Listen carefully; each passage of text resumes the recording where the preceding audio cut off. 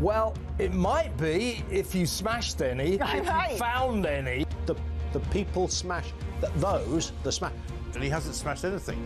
I mean, literally all he does is he smashes records every sort of couple of weeks, where more and more people come in a period of 24 hours. Smash the gangs that are running this vile trade. You're never going to smash the gangs. That's something that basically is impossible. The gangs are like the Hydra. You cut the head off and another two grow. So I did write to ministers and say that I wasn't convinced that smashing the gangs was the right sort of way of thinking about things. We will smash the gangs that undermine our security. Keir Starmer has just tweeted 15 minutes ago. He says, "I know you're angry about immigration. I get it. We will smash the people smuggling gangs at source." Maybe I'll just read it all in his accent, shall I? There is no return to freedom of movement. We have left the EU. I do not accept that prevents us working with other police units here, with prosecutors here, to smash the gangs. Well, I'm sure the smuggling gangs are absolutely quaking in their boots now. Keir Starmer is on their case. Solving this issue, smashing the gangs, is that the impossible dream, Tom? It really seems beyond him at the minute, I have to say. We're going to get the evil people smugglers and we're going to smash them and we're going to put them in jail. That will solve the migrant crisis. Prime Minister Keir Starmer's promise to smash the gangs has resulted in just 5 convictions. Hurrah for operating small boats. So what he really wants to say is that this policy of smashing the gangs is a total and utter disaster. There isn't a cat in hell's chance that it's going to work. It's crap. It's crap. That's what he's basically saying. I know you're angry about immigration. I get it. Mark my words, I will take back control of our borders. That means cutting migration, ending the use of asylum hotels and ramping up our efforts to stop small boat crossings. It's like a parallel universe, the real world, as told by the impressive David Bolt, and Keir Starmer and Rachel Reeves' fantasy world. We will smash the people smuggling gangs at source.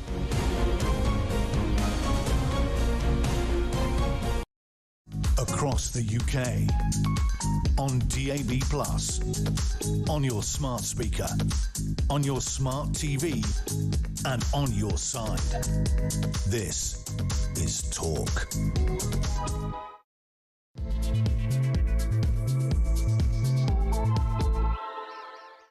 Very, very good morning. Welcome back to the show. Welcome back to me. This is Talk, the Home of Common Sense. I'm Julia Hartley-Brewer. It's absolutely fantastic to be back in the, quite literally, hot seat. I know the bank holds over, but I don't think the aircon's working today, that's for sure. But we've been lucky to have that over the last few weeks, have we not? Anyway, I hope you had a great bank holiday. If you are back at work, yeah, I know. But if you are still on your holes, maybe with the kids, I hope you're still enjoying things. And it's great to have you join us today. Whether you are listening on DAB+ radio, whether you're on your smart speaker, watching on YouTube or on your connected device, thank you, as I say, for coming here. Don't forget also, if you want to catch up on anything you may have missed, you can go to my YouTube page. We've cunningly called it the Julia Hartley-Brewer Show. If you hit subscribe, then you never have to miss a thing. Coming up in this yeah, of course, you guessed it, Nigel Farage is accusing Keir Starmer of siding with international courts against the British people as he sets out his plans in just half an hour's time for the mass deportations of illegal migrants. Some say this is a controversial policy. I'm not entirely sure that booting people out of the country who don't have a right to be here is remotely controversial to the vast majority of sane people in this country. But there we are. Well, the Reform leader has asked whether the PM wanted to protect Britain's borders and citizens or remain wedded to outdated international treaties and judges' ruling. I think we all know the answer to that one. Meanwhile, Labour are being keen to push that more than 100 asylum seekers have been detained for deportation to France under the one-in, one-out policy. I don't know if one of them is in Angela Rayner's holiday home in Brighton, nice and close to the coast, empty for most of the week while she's at work. Seems like an obvious place to put them, but that's just my suggestion. But there has been a fresh surge, what a surprise, in crossings. And of course, we've seen a backlash over the last few days from senior members and grandees of the Labour Party who've accused the Prime Minister of failing to get a grip on the issue. Meanwhile, we are going to talk about Israel as well. Benjamin Netanyahu has described an airstrike on a hospital in Gaza which killed 20 people, including 5 journalists, as a tragic mishap. The Israeli PM expressed regret over the deadly strike on the Nasser hospital in Khan Yunis on Monday. And there is an IDF inquiry into the strike and why that happened. We're going to be talking all about that. We're also going to be talking about Notting Hill Carnival and why, and as you've just been hearing actually from Fiona McInerney, female students at top universities around the country are still going to be forced, despite that very clear, very unequivocal, very legally enforcing Supreme Court decision that we're going to be they're going to be forced to share toilets with men. You can call them biological males if you want, whether they're identifying as trans or not, they are men. If it's a single sex, women's toilet, women's changing room, it should be just for women. So why is it that universities and apparently also HM Treasury doesn't seem to understand the law? We'll be talking about all of that. And I say, well, I'm sure we'll touch on Angela Rayner's new home purchase as well.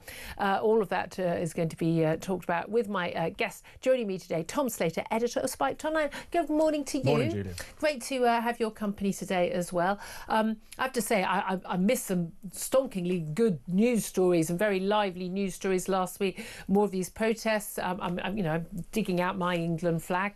Again, if you're offended by the England flag, I think you're probably living in the wrong country. And I include a lot of homegrown Brits in that, by the way, but also Lucy Connolly's release as well. And that sort of comes up in terms of freedom of speech. And I know Spiked Online and also Free Speech Union, of which you're also a member, same as me, have been very vehement about, the right to say things, frankly, which other people don't like. And we'll talk about that a little bit later, especially in relation to the Donald Trump executive order signed yesterday, basically to criminalise with a year in prison someone burning or desecrating the US flag, something I'm pretty sure you and I would both think was an outrageous attack on freedom of speech. But we've got to start with Nigel Farage.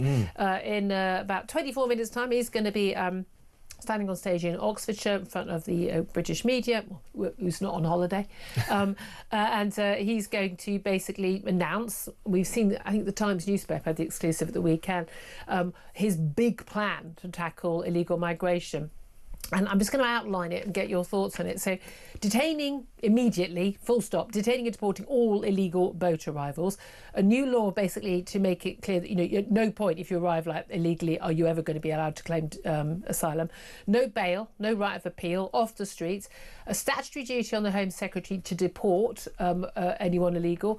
Detainees being housed on either military bases that are now disused or building new prefab detention centres. Voluntary deportations being offered, a nice little app. You can leave, we'll give you $2,500, free flight, off you go, ta-ra, or you will be forced to leave. Doesn't matter if you're from Afghanistan, Iran, Eritrea, wherever you're from, you are going to be out of this country. And as Nigel Farage said, what happens to you when you go back? Not our problem. If you can't deport there, Rwanda still an option, Albania an option, even the Ascension Islands in the middle of the Atlantic Ocean. Also, talking about 5 charter flights a day. Airlines won't carry them, fine. RAF planes will do it. £10 billion cost for all of that, but he reckons it will save money in the long run. Labour and Tories have already criticised a lot of these figures. Crucial to this also, scrapping the Human Rights Act, leaving the European Court of Human Rights Convention, derogating the Refugee Convention, but also a new British Bill of Rights, basically enshrining our right as to do anything that's not prohibited by law, including freedom of speech. What do you make of that package of measures? Well, I think he's really thrown down the gauntlet, hasn't he? Immigration is the key issue of British politics right now. You see that if you look at the opinion polls, you see that just in the general kind of atmosphere around politics at the moment, and Farage is continuing to set the weather. If even a few years ago you would have suggested that these kinds of policies would have been firmly on the table and all the other parties would be scrambling to respond, you probably wouldn't have been believed. But I think probably the most important part there is the willingness to leave the European Court of Human Rights, to repeal the Human Rights Act, to suspend various other international conventions that we are party to. Because really at the core of this is control. Can a British Home Office pull a lever and something actually happen, or does it get gunged up in the You court? and your crazy talk. This is post-bank holiday madness. And that's why I think that's really at the core of these proposals. And I think it's fascinating that in terms of the criticisms, particularly from the Labour Party, but even just the sort of liberal left media in general, is this plan isn't fully costed It's not... Neither is the plan to have the entire world, third world young men turn up on our shores and live for free in hotels.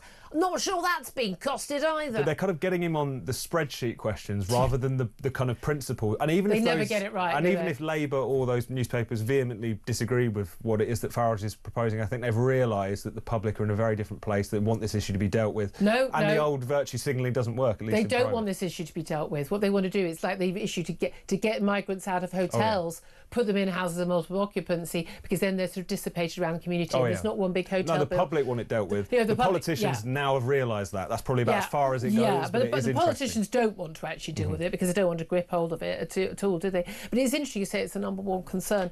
There was the usual sort of, bleeding heart human rights refugee representative on the Radio 4's Today programme this morning, and was saying, look, this is kind of stirred up by... Some of the argument was this is stirred up by the media, and actually people's concerns is the future of their children and their cost of living. And you think, but this is tied into it. When we are spending billions on dealing with this issue, when in terms of our quality of life is massively impacted by crime and by fear of sexual assault for our young women and our girls, and when we talk about the changing culture of our country, that's mass legal as well as illegal immigration. I mean, one thing he was right about was that actually a lot of people have got a completely... They think there are far more illegal migrants than there are actually legal migrants. People tend not to get the figures. They don't really understand actually. But the legal migration is off the scale as well, and people are concerned about that. But why anybody would think it was controversial to detain and remove people who have no right to be in this country... just absolutely flabbergasts me. I mean, there's not a bit of this policy that I don't go, yeah.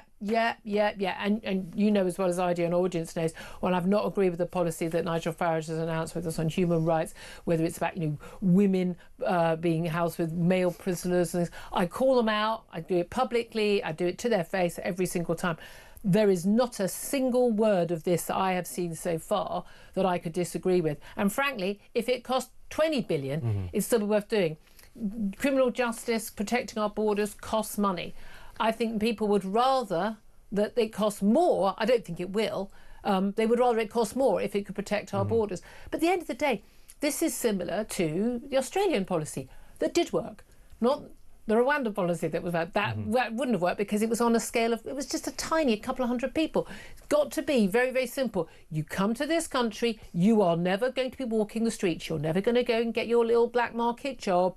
You're never going to be free. You're not going to be able to bring your family here. You're not going to be able to stay here. You're going to be shipped out. You don't want to go back to your home country? Fine. Then you're going to be in Rwanda or Albania or the Ascension Islands or anywhere else. I mean, not our problem. And when Nigel Farage was asked, what about people who, could face torture or reprisals in their home countries? And he said, well, I think it's where the British people are now. I think the rest of the world's problems are not our problem. We need to be concerned about people in our country. But again, you can easily solve that by saying, right, we'll take you somewhere else, to a third country. But you ain't staying here. I think within a week, that message would get across. And within a week, those boats would stop. There would be no market to come to this country anymore. Full stop. And that's something that you've certainly seen in America, where you have, first of all, a set of policies introduced, but also just the message really being clearly sent out that asylum, but really just asylum as a cover for illegal migration, would just not be tolerated. And that definitely has an effect. I also think from, talking about the kind of pro-refugee usual suspects who have been out on the airwaves this morning, I really think they have to wake up and smell the coffee. People's attitudes are really hardening, and this is not because they're terrible people, it's because of the fact that they've seen that their country is being exploited, that you've got a lot of people staring into the middle distance and talking about our responsibilities under refugee conventions and so on, when we all know that this has just become, in no small part, the degree to which we can argue about, a channel for illegal migration, and quite a dangerous one, insofar as if you don't know who these people are, predominantly men as we know, then you don't know how many of them... Not all women and children. That's what the Treasury told us. You don't know how many of them might be fleeing charges in other countries, how many of them might be a threat to the public. So the public have woken up to that. If we want to carve out an immigration policy and an asylum policy, which is, yes, humane, but also sane, you need to get a grip on the border. Otherwise, you will never have any public buy-in. Well, you're for not it. a country without a grip on the border. You're not. It's essentially not enforcing your own laws as well. It becomes incredibly corrosive. And I think if we need the fact that all of Europe is looking at this issue afresh. Left-wing governments, right-wing governments, centrist governments, they've all realised. The German Chancellor is getting very hardline on this stuff because he knows it's him or the AfD. I mean, no, I don't know why Keir Starmer doesn't get this, because he fundamentally doesn't think there's anything wrong with people coming into this country illegally. He really, really doesn't think that's a problem. He's playing along with it. I get that a lot of my voters might think that, but he doesn't really think it. And I think some of the smarter politicians as well have realised that not only do they have to do this because it's being demanded of them democratically, but also that what we've ended up with, the status quo, is morally reprehensible. It seems to fail everyone from top to bottom. It's incentivising people to pay people smuggling gangs insane amounts of money. It's leading people to... No, it's gone down in price and markets worked wonderfully. It's only 1,500 quid to get across now. It used to be £5,000.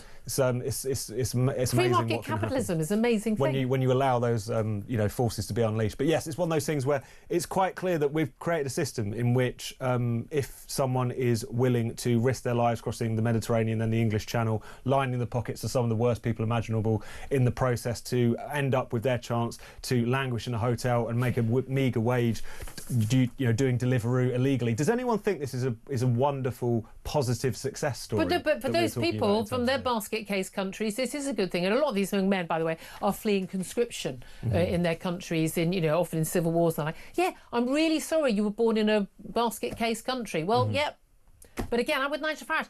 I'm just not sure it's my problem. But also I'm talking about even in terms of this country. Like we talk about there are certain situations where immigration can be a real boon in terms of certain industries that need to be built up, so on and so forth. There's all kinds of success stories you could point to. From our country's perspective, this is not one of them. I think that it should be obvious to anyone at this point. Absolutely. Well, I want to hear from you, unsurprisingly. I do want to know what you think. Maybe we're going to get more detail. There are going to be lots of questions from the hand-wringing media today about this controversial policy of booting illegal people out of the country. I mean, mind-blowing. Particularly also replacing the Human Rights Act with the British Bill of Rights. Are you worried about the cost? Because that's what the papers are. The Tories and the Labour, they're worried about the cost. Yeah, because the cost is the issue, really, as if the cost of what we're dealing with now isn't the real issue. Give us a call. I'd love to hear your thoughts about Nigel Farage's plan for the detention and mass deportation of illegal migrants, replacing the Human Rights Act with the British Bill of Rights, all of that. Love to hear your thoughts. Give us a call. 0344 499 1000 is the number to get in touch. Text the word TALK in your message to 87222. Get in touch on X at talkTV. Calls are charged at the national rate. Text costs £1, standard network rate. Message. Really can't wait to get your calls on air. We didn't touch very much on there, but the scrapping of the Human Rights Act, which has been outrageously, people say it's different interpretations. It's been misinterpreted. I always say there are two paragraphs to Article 8, the right to family life and to privacy. They ignore the second paragraph. Leaving the European Convention on Human Rights, just look, if that's what's going to stop us from deporting people, then so be it. Derogating from the Refugee Convention, again, from a very different time, the 1950s, I think, just from a very different time when we're talking about a small number of people. We're now looking at millions of people. It no longer works. But crucially, replacing all of this with the British Bill of Rights, and in particular we think a sort of a First Amendment style right to the absolute right to the freedom of speech, similar to America, where unless there is clear evidence of a direct and deliberate attempt to incite specific acts of violence against someone or something, you have the right to say what you want. I mean, that surely is something we should be fighting for. No, absolutely, because we've just completely warped our own tradition of freedom of speech in this country. We've kind of replaced the liberties that we used to have with these kind of European style rights, which are heavily caveated, which are ultimately adjudicated by a foreign court, which are completely outside of our own kind of specific tradition of liberty, of toleration, of live and let live. So actually the kind of starting of a conversation towards restoring a lot of the approach that we used to have in this country would be very welcome. I think we're seeing with a lot of the speech policing cases, which are generating a lot of interest in the US, Lucy Connolly, etc. I think the more kind of Anglophile Americans, I should say, have noted that we've really drifted quite far apart from the kind of tradition we gave them, if that makes sense. So I think not only this question about migration lends itself ultimately to the question about what do rights mean in this country, because as we all know, they've become a kind of perversion of what they should have been in the first place. I mean that's the thing. I mean we've had awful scenes of Donald Trump and JD Vance criticising our record on freedom of speech in recent years. We had the release of Lucy Connolly from prison, of course, last week.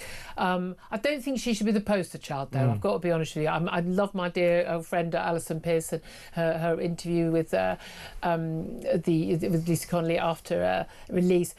She should never have gone to prison. I don't think she should have been convicted of a crime. But I don't think she's the poster child for where we want to go. But then I suppose, defending people's right to post horrible things is kind of the essence of freedom of speech, isn't it?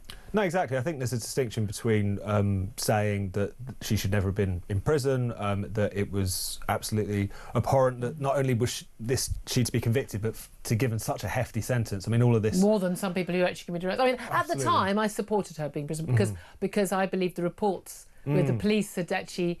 The police, I mean, she's one of sort of apology effectively from the police in terms of they completely distorted what she said to them in her interviews. Yeah, and they later had to correct their own press release about what it is that she'd allegedly said to them. I made a judgment on her based on what I knew, which was what was publicly put out. I didn't know that some of that was lies, and I was wrong. But as you say, you don't have to like the individual in question, support the individual in question, agree with the individual in question to defend their rights. And I think that's also... And especially after Vicky Jones, the Labour councillor, who, around the same time is on camera. It's not like, didn't he say it? On camera in front of a large group of people, calling on people to slit the throats of, the fascists, the far right. I mean, literally, and using the finger. Now, a jury chose to get him off for that. Now, Lucy Connolly should have gone to a jury. She should absolutely have pleaded. We understand why she didn't, because she thinks she'd be waiting a year, 2 years.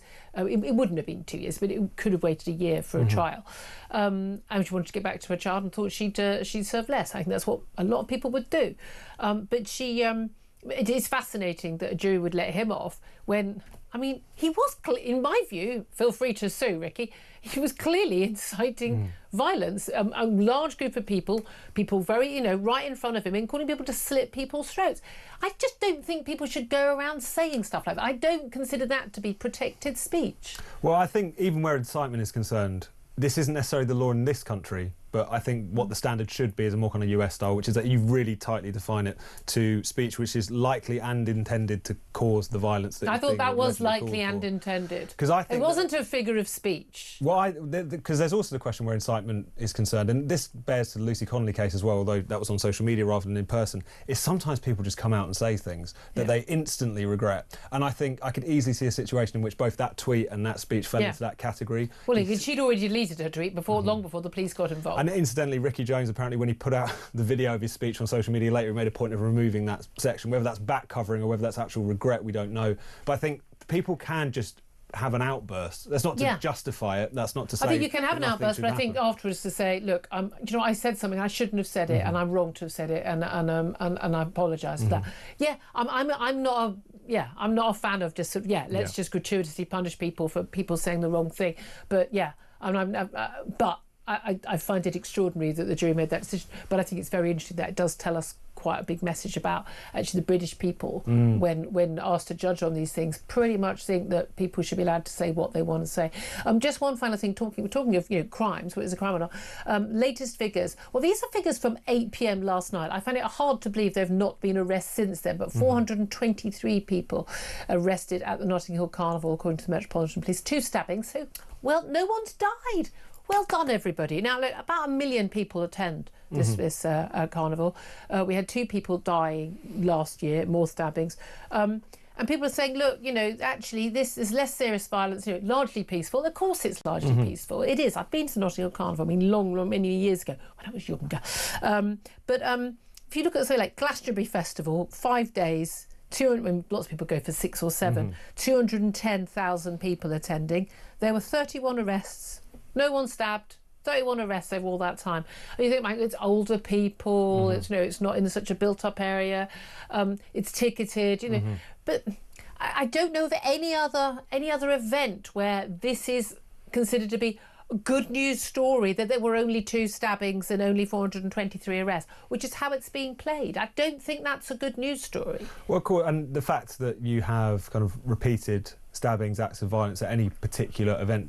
Obviously, that should be called into question. I suppose the question is there something about the way in which the event is held now, because of the fact that or continues to be held rather, because of the fact that it's so open, because of the fact that it's in a built-up area, that this therefore makes it, given the scale of it, impossible to police effectively? Or is it the fact, and I suspect this is the case at least to a certain degree, is that the police are wary of policing it to the extent that might actually make people more safe because of the fact there is a kind of cultural sensitivity there or not wanting to be seen. I haven't seen any videos of dancing coppers this year, so that's at least something. They're actually doing their job. But that's the question that needs to be answered. Yeah, absolutely. But again, I want it to carry on by all means. But I tell you what, though, I love all the people who actually love the fact you've got the Jamaican flag being flown. I mean, it's lovely. Although we drove past yesterday on the way back from the airport, massive load of Palestinian flags on one building. I thought, is it a Palestinian festival? I thought it wasn't. Celebration of Caribbean culture.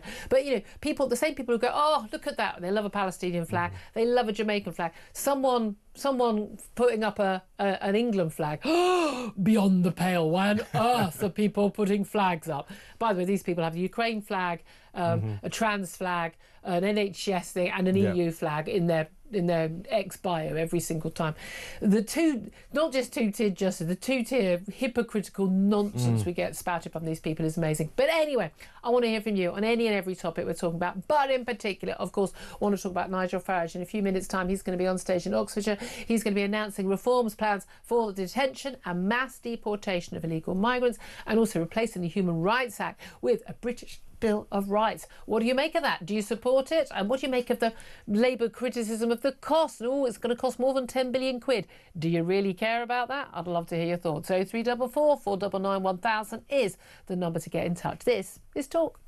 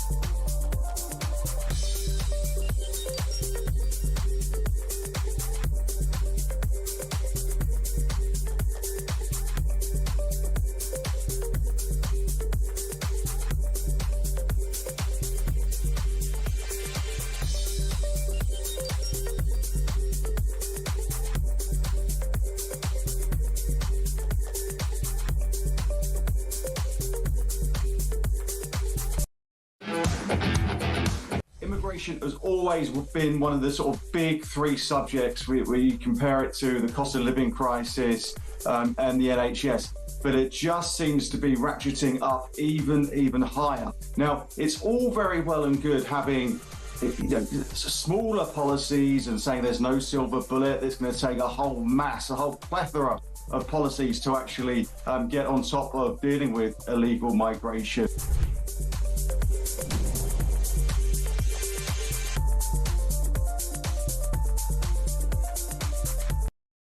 Across the UK, on DAB+, on your smart speaker, on your smart TV, and on your side.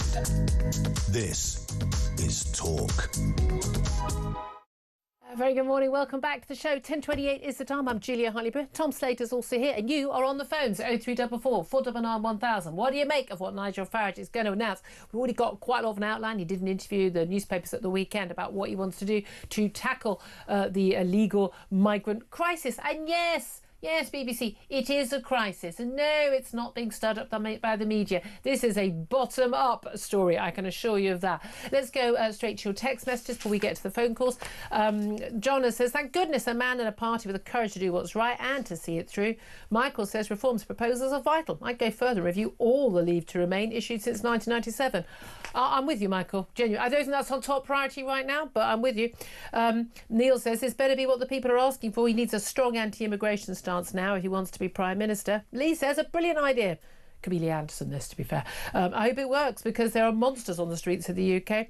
Daniel says, I don't know if it will work. Never had a chance to prove it, but anything is better than the useless lot we have now who refuse to do anything and treat illegals better than their own citizens. Declan says, if Farage ever gets near the levers of power, he'll turn the UK into Poundland Trump's America. I hate to tell you, Declan, I think a lot of people would be quite happy for that. Let's go to the phones. Richard is on the line. He's from Middlesex. Good morning to you, Richard. Hi, Julia. Hello, what do you want to say?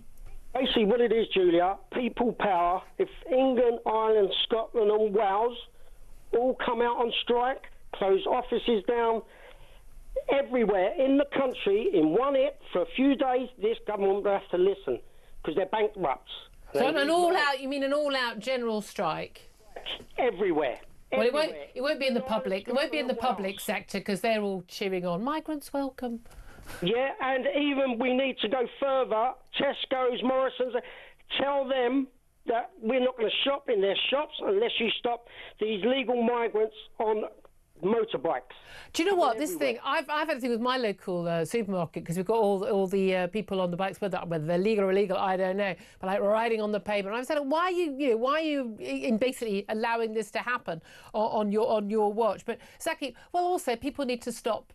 Maybe people get off their fat backsides and walk to the takeaway and get their food. You know. Can I just say something? The other Saturday, I was in the shopping centre, and the traffic wardens are giving people tickets on their cars, and all these migrants are on tons of motorbikes, all on... You don't know if they're migrants?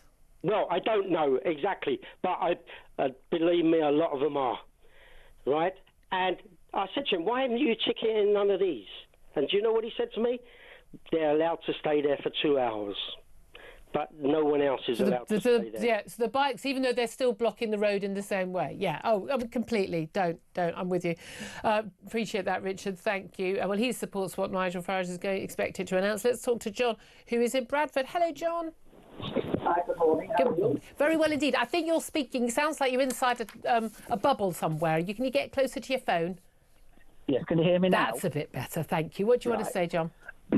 Well, I back everything that Nigel says, and I'm a member of Reform, but it's going to have a very difficult job. First, he's got all the lefties in the House of Lords, and then he's got the blob. Yeah. So what he's going to have to do from day one is to say, right, the House of Lords is abolished, we'll have a general election, and each party will be able to nominate one member to the upper house for every 2 MPs they've got. And then the party with the biggest majority is going to get the biggest amount of representative in the upper house, and then they'll get their policies through. That is number one. Okay. Number two, if they get in power, each minister should have some specialists to advise them. Forget the blob. So if it's, for instance, the NHS, you get people from private hospitals who advise the government. Yeah, I mean, they do have special advisors, but I think more blatantly political appointee senior figures in it rather than civil servants. That's right. Yeah, I'm with you on that. And then they need to cut the civil service by at least 60%. Oh, I'm loving that. I mean, I certainly think we need a massive clear out of civil servants. And there's certainly a new contract issued very clear. If you're not willing to do the job you're paid to do as a servant to the public, bye-bye, you're gone. Abolishing the House Lords. We're going to talk a little bit about the Lords, some changes happening in the House Lords. The thing is, if this was in a Reform manifesto, the Lords would be under constitutional convention. They can't block it. Well, they do anyway, don't they? No, they wouldn't be able to block it. Well, they just talk it out, don't they? No, they literally can't. They can't talk it out. They can't block it. I promise you, they can't block it. This is a long... Not that it wouldn't stop them trying, but yeah, I think a lot of people... There is a point when if a Democrat... That's the same with European Convention on Human Rights. When a democratically elected government can't do something they've been elected to do, you need to change the system. John, so appreciate your call. Thank you very much indeed. Just let you know that Nigel Farage has just appeared on stage in Oxfordshire. We will keep you posted on what he has to say. He's standing in front of behind a podium saying Operation Restoring Justice. That, of course, is the name of his plan for deporting all illegal boat arrivals and all of the other issues that I've laid out. We're going to talk about that up next with Trevor Kavanagh. He's the former political editor of The Sun. That's coming up next. Do keep your calls coming in. 0344 499 1000. This is Talk.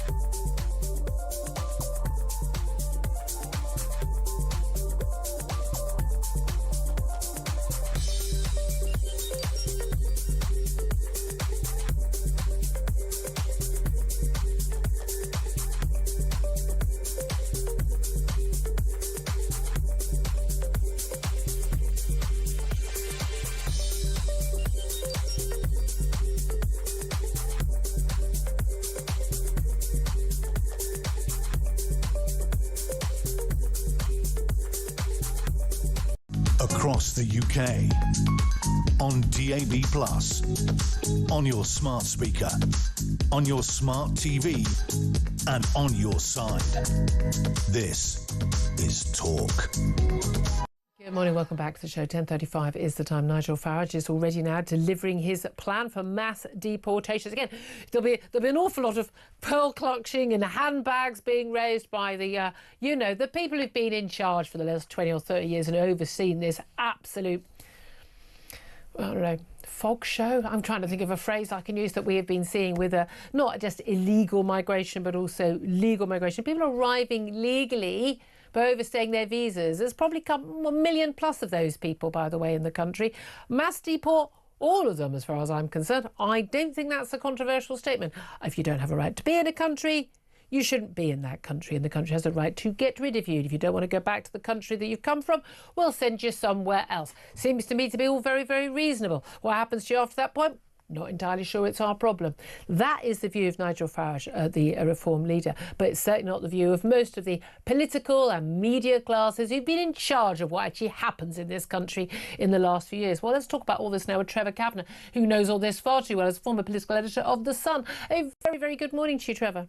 Hi, Julia. Thank you for joining us. We've outlined in quite a lot of detail what Nigel Farage is saying today. I mean, it's pretty much all been announced. He's been talking about how the country is in total despair. It's interesting that he's named this plan Operation Restoring Justice, and that's how a lot of people will see it. But what do you make of the fact that it's still always described in, BBC articles like as controversial? Well, I was delighted to watch you struggling for words that you can actually express on air. And I think millions of people, and I think this talk stations listeners will feel the same way. What has happened over the last 2 or 3 weeks since the High Court ruling on the Bell Hotel in Epping is absolutely extraordinary, and indeed it's historic. I think that we're having a form, at the moment, we're on the brink of a form of non-aggressive civil war, and Nigel Farage is leading one side. And basically, it's the overwhelming majority of the British public, the voting public, against this elected government. And they see it as having failed dismally, not just having failed because it can't do it, but willfully failing because it won't do the things that they want done on immigration. And this is the thing, we're constantly told, this is a far-right view, a bigoted view, when we all know perfectly well it's not. And I had a conversation with some old family friends of mine. I mean, card-carrying Labour through, in their hearts, you cut them, they would bleed Labour, and they're just like, we've got to do something about this. Yeah, absolutely, get them out. People across the political divide are saying this, and I think Labour have woken up to the fact that an awful lot of their Labour voters who turned to the Tories over the years wanted Brexit, who are turning to Reform now and likely to at the next election, they're having to wake up to this. Do you think that there is any genuine belief, willingness, understanding within the Labour Party and the Labour government that this is an issue that needs to be dealt with, as opposed to one that needs to be sort of taken off the front pages? So, get them out of the hotels, have them in lots of different houses of multiple occupancy, so we don't really notice them as much and we don't notice the bill as much. Do you think this is about them getting off the front pages rather than dealing with the actual fact of, a couple of 100,000 people who've arrived here illegally, frankly, 1 million plus who are also here having arrived legally but stayed illegally, who are in the country and shouldn't be? Well, they're absolutely aware of what is going on, and they're running scared, if not downright terrified, of the likely consequences of their inaction. And that is that they're going to lose the next election. Yeah. I think that Nigel Farage, if the polls are right, and I think they are, and the gap is getting bigger, is nailed on to win the next election, and by a significant majority. This is now entrenched. The anger towards this Labour government is entrenched and irreversible. And I think that the only way that they could manage to get out of this fix would be to do things which are utterly alien to every fibre of their being. For instance, Denmark is not a far-right, fascist, racist country. Yeah. And yet it has reduced immigration to zero, illegal immigration to zero, by implementing a number of simple policies like denying illegal immigrants any form of welfare, and destroying areas that are turning into, demolishing areas that are turning into ghettos. Yep. And we could do that very easily, but we won't, because it goes against the grain of the Starmer rights and the blob, and indeed the whole of the public sector. Yeah, I mean, and that is the thing, and that's why, again, it's always described as controversial when protecting your borders, preventing unknown people from foreign countries, when you're war-torn, arriving in your country, this is such base, job number one of any government. What did you make of Nigel Farage's conversation, I think it was with the Times, when they asked, okay, what about someone who, if you deport them back to Afghanistan or Eritrea or Sudan or wherever, if they are going to face reprisals in their home country? And he said, I don't think the world's problem should be our problem, to all intents and purposes. He basically said, to all intents and purposes, I don't really care.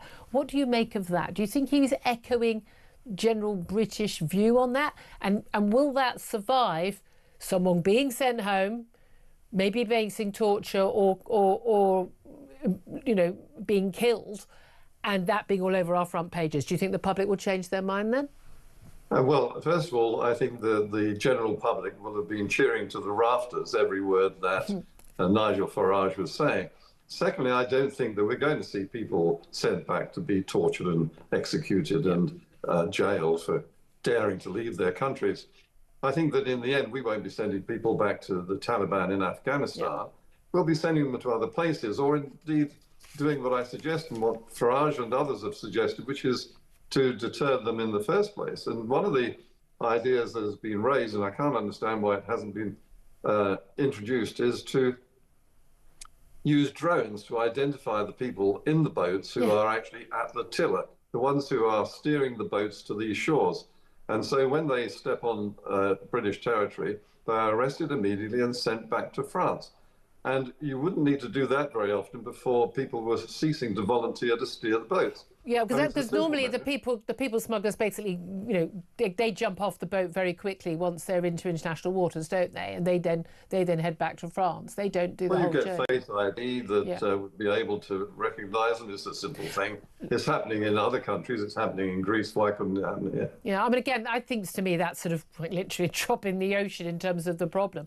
It would stop them immediately. If people were going to be arrested and deported for steering a boat here, who would bring the boats over? I think a lot of those people would be willing to take the risk if they thought that they weren't going to be identified. It would take a lot of time. The key thing is it has to be really clearly seen. You get off a boat here, you disappear into a camp. Conditions aren't very nice. You haven't got your free mobile phone and everything. It's not going to be, it's not going to be hell on earth, but it's not going to be very pleasant. You're not able to work on the black market, not able to.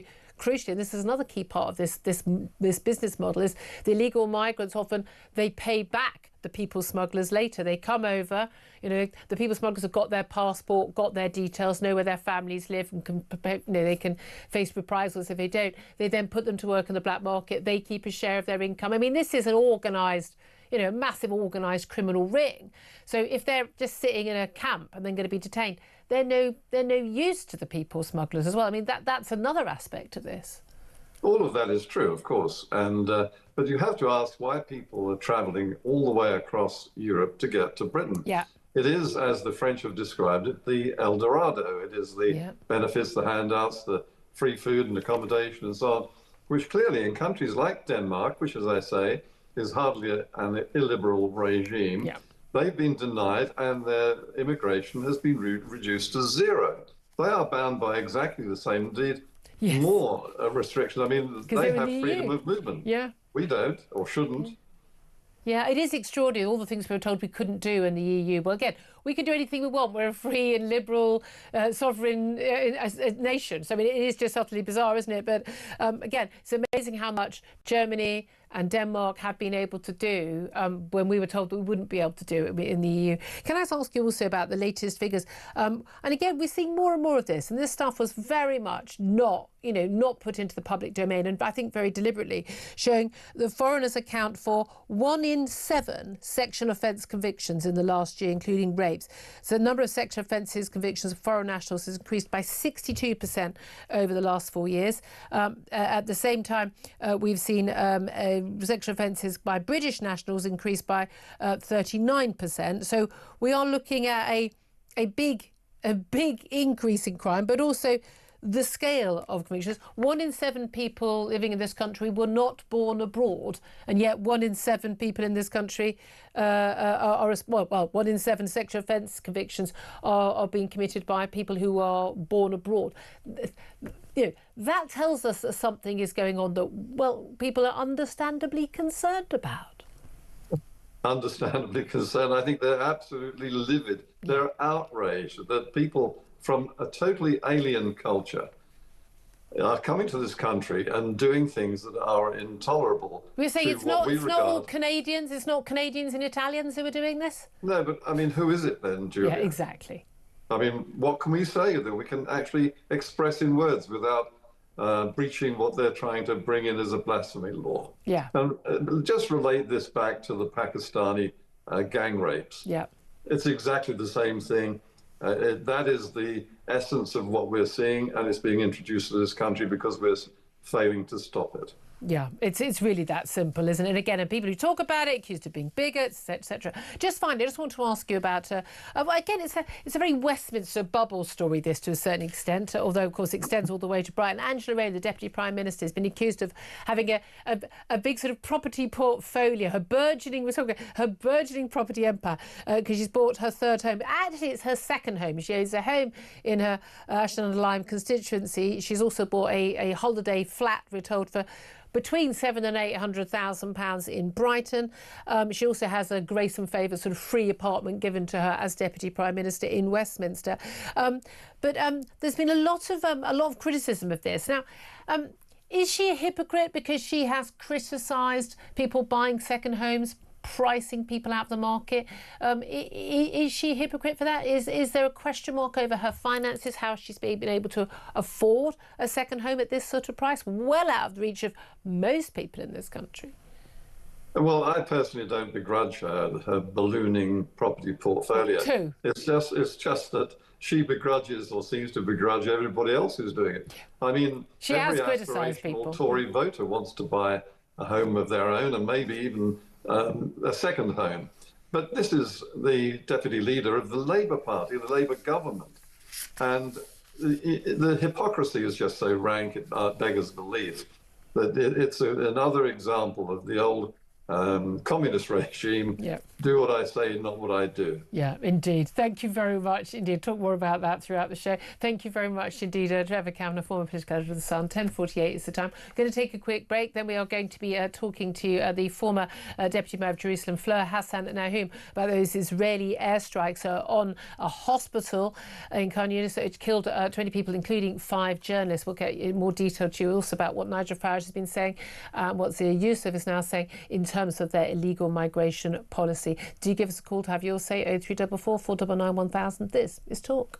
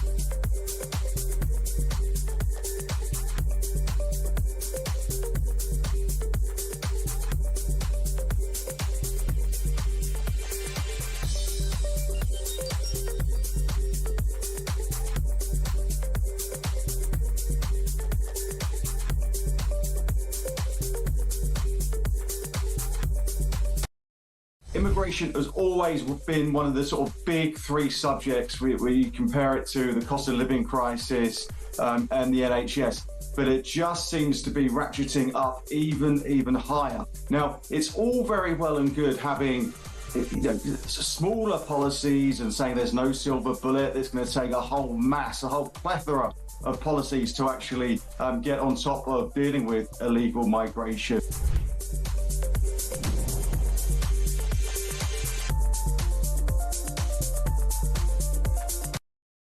Across the UK, on DAB+, on your smart speaker, on your smart TV, and on your side.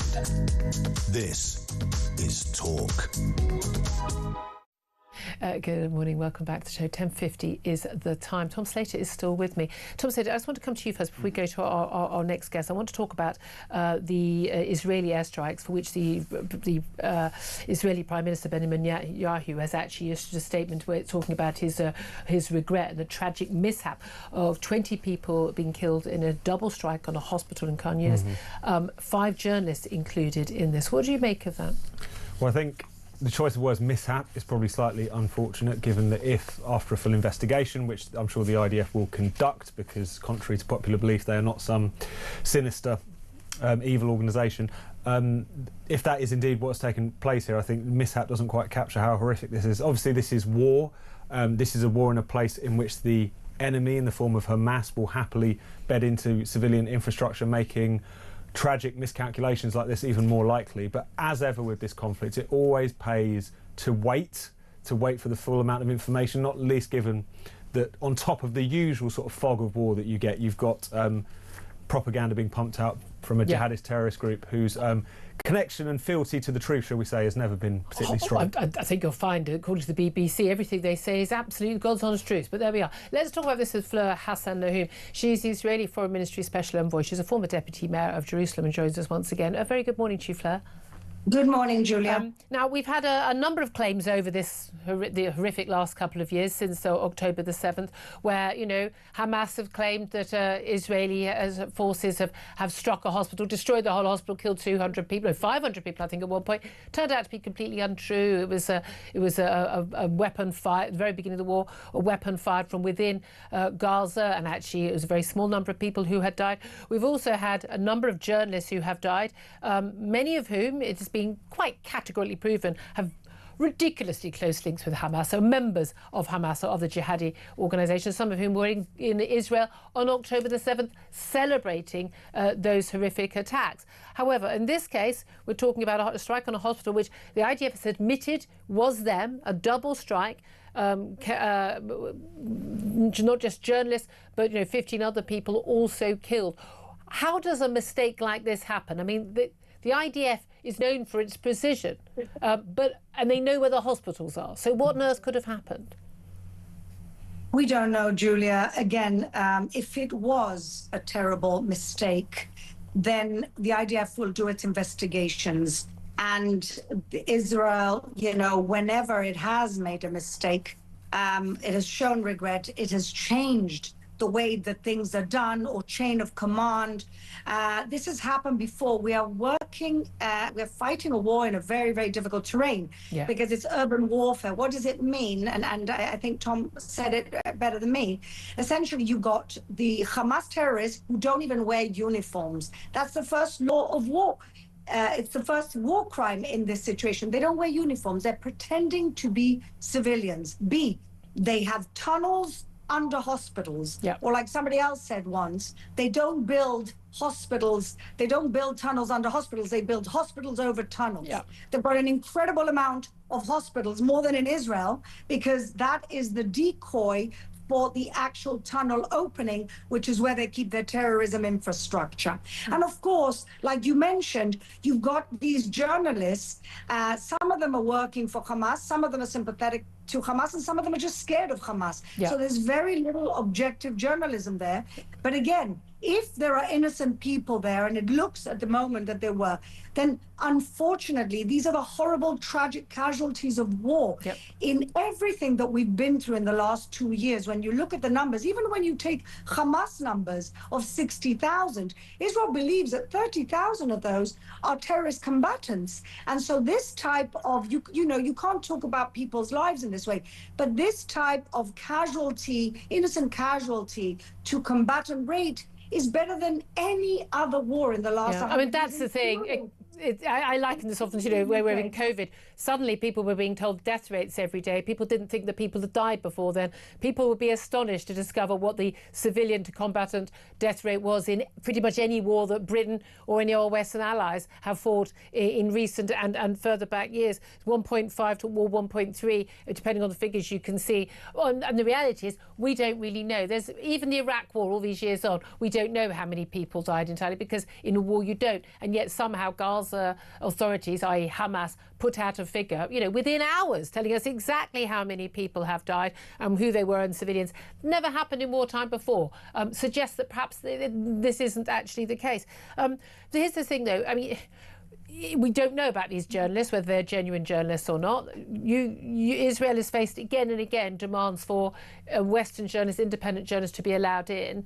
But pretty much every picture, and we've got images right now, every single image that comes out of Gaza has been approved by Hamas. It doesn't get out otherwise. No one's allowed to go and film. No one's allowed. It doesn't get out of the country. It's as simple as that. That's the footage we see. But a lot of those journalists we've seen, are blatantly open. You can see from their own postings on social media, they are supporters of Hamas. They celebrate, and not saying the case of these 5, but in some of the other cases we've seen in recent weeks, they have actually blatantly and openly supported what happened on October the 7th. Some of them are actually employed by Hamas or other jihadi groups within Gaza, and yet they're treated as if they're independent journalists when they're clearly not. Yes, Julia, we had journalists who actually was holding hostages and was beating and abusing them on a daily basis. The hostages An Al Jazeera that journalist, were wasn't it? rescued from these apartments.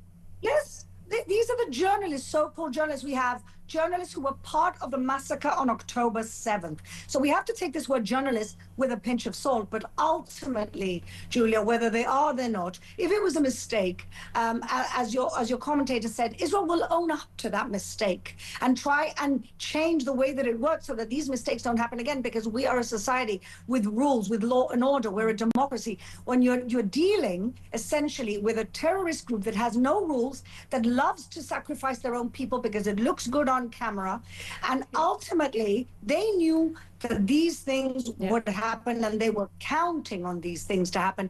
And it's a very, very difficult war when we care more about the civilians than they do. Yeah, and indeed, well, I mean, we right now, I'm just looking at the footage we're putting out, those who are watching on YouTube or on their connected devices, we're doing Hamas's propaganda work for them, because you've got people carrying children. No one wants to see slain or sickly children or starving children. Nobody. And you know as well as I do, again and again, pictures of children, horribly emaciated children, particularly put on the front pages of the newspapers, whether it's the New York Times or Sunday Express or the Daily Mirror last week.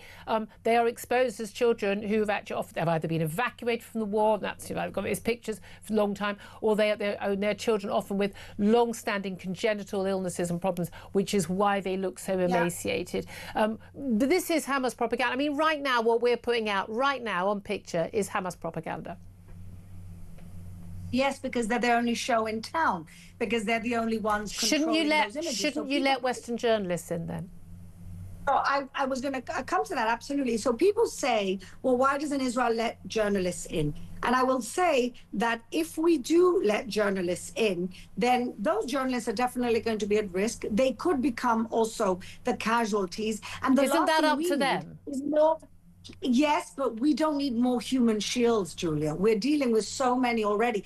Everybody seems to have forgotten. I'm sure you haven't. Do you remember when Alan Johnson from the BBC was taken hostage by Hamas and wasn't let out in 6 months? You know, he's been awfully quiet about that traumatic experience, but it seems like everybody's forgotten. Very the BBC journalist was taken hostage by Hamas, and nobody speaks about that. And yes, maybe Israel should let journalists in, but we knew that we couldn't prosecute the war the way we wanted to, because we don't want to put those journalists in harm's way. All right, but Netanyahu said he would let people in. That's not just not happened yet. Whether that would change things on the ground, who knows? Fleur Hassan Nahum, Israeli Foreign Minister Special Envoy, thank you very much indeed. I'm going to get Tom Slater's views on this in just a couple of moments. I was going to talk more about what has been announced by Nigel Farage and Zia Youssef at their press conference today about how they are going to tackle illegal migration. We'll get to that, get your calls as well. This is Talk.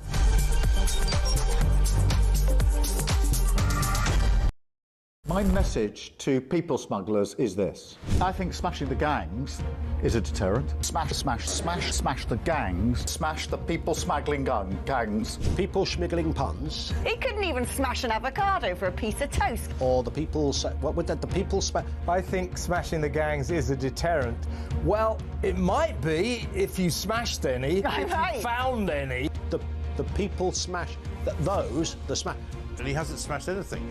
I mean, literally all he does is he smashes records every sort of couple of weeks, where more and more people come in a period of 24 hours. Smash the gangs that are running this vile trade. You're never going to smash the gangs. That's something that basically is impossible. The gangs are like the Hydra. You cut the head off and another two grow. So I did write to ministers and say that I wasn't convinced that smashing the gangs was the right sort of way of thinking about things. We will smash the gangs that undermine our security. Keir Starmer has just tweeted 15 minutes ago. He says, "I know you're angry about immigration. I get it.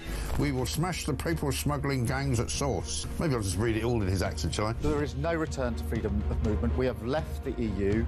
I do not accept that prevents us working with other police units here, with prosecutors here, to smash the gangs. Well, I'm sure the smuggling gangs are absolutely quaking in their boots now. Keir Starmer's on their case. Solving this issue, smashing the gangs, is that the impossible dream, Tom? It really seems beyond him at the minute, I have to say. We're going to get the evil people smugglers and we're going to smash them and we're going to put them in jail. That will solve the migrant crisis. Prime Minister Keir Starmer's promise to smash the gangs has resulted in just 5 convictions. Hurrah for operating small boats. So what he really wants to say is that this policy of smashing the gangs is a total and utter disaster. There isn't a cat in hell's chance that it's going to work. It's crap.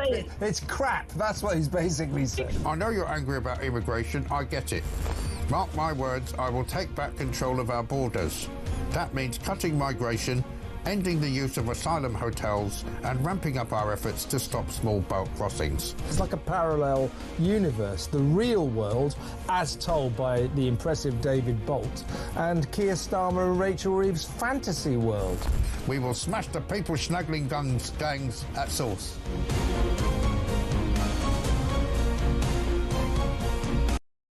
Across the UK, on DAB+, on your smart speaker, on your smart TV, and on your side. This is Talk.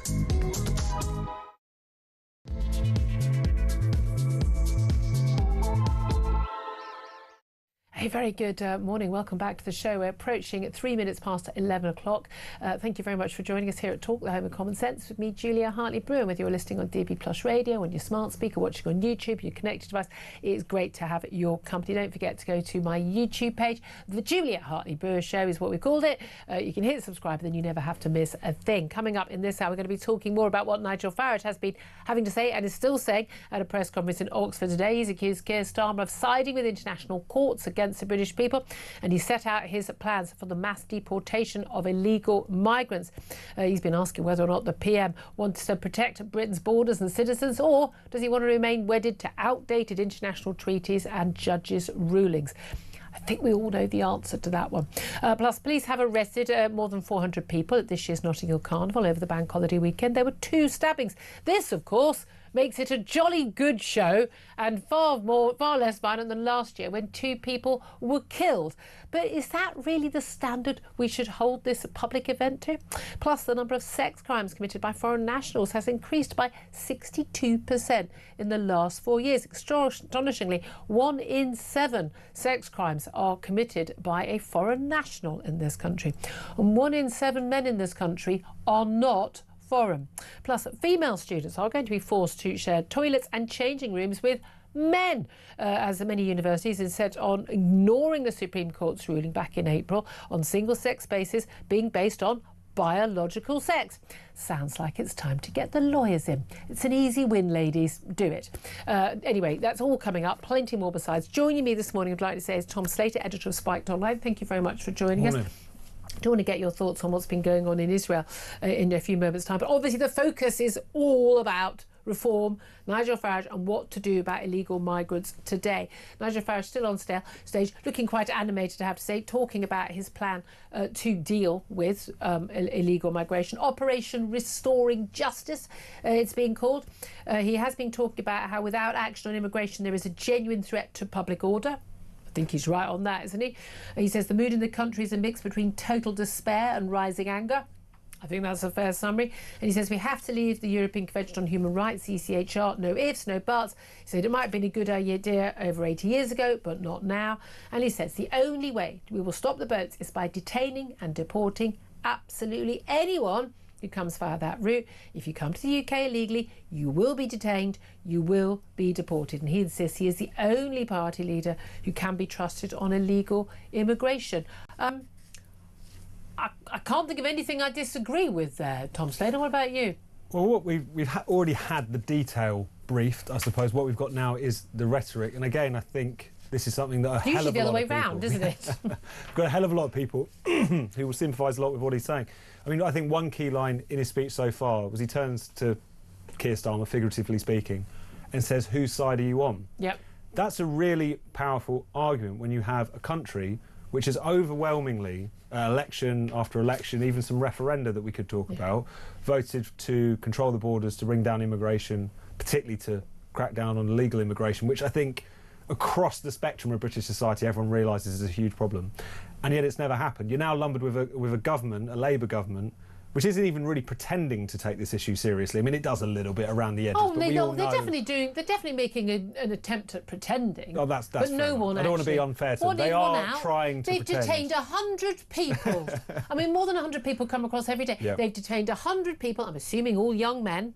They managed to get they're going to deport them, apparently. They managed to get the French to film one video of them knifing a dinghy, and that was great guns. I mean, it's one of those things where this issue has obviously been building for a long time. To see the Conservative Party running around and criticising the Labour government for continuing to open hotels, even though they're the ones who opened those hotels, is it sticks in the craw. But right now, you've got Labour carrying the can for decades' worth of failures in this area. They have no response to it. I'm going to say this. They started it. Tony Blair started it. And Reform are clearly spying that point where they can, first of all, come up with some clear-cut solutions which command public support, which I think most of the things we're talking about will command public support.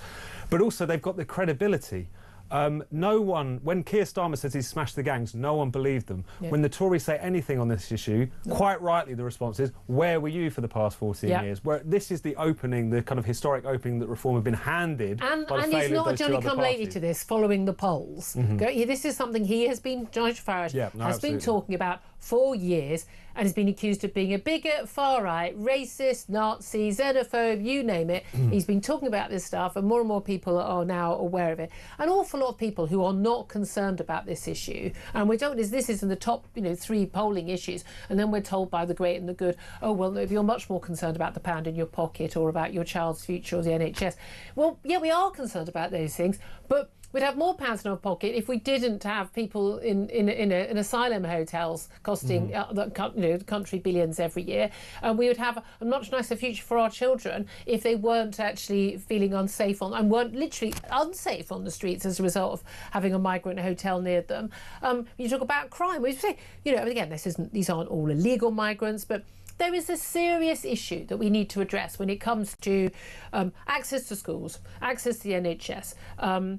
Because no, not every person who comes from abroad is working in the NHS. Can we all stop this abject nonsense?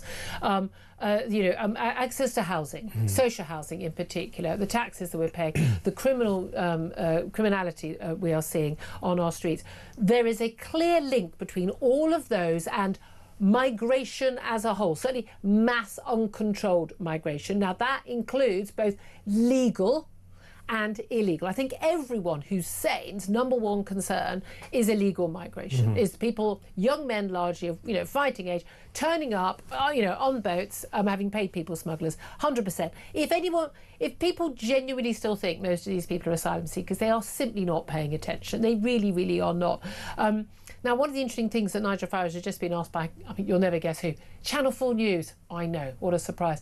They asked Nigel Farage how it would sit with him if there was a case of someone being deported back to their home country who was then tortured or killed as a result of arriving back in that country. Nigel Farage replied, "We cannot be responsible for all the sins that take place. The primary duty of a British government is to protect its own people."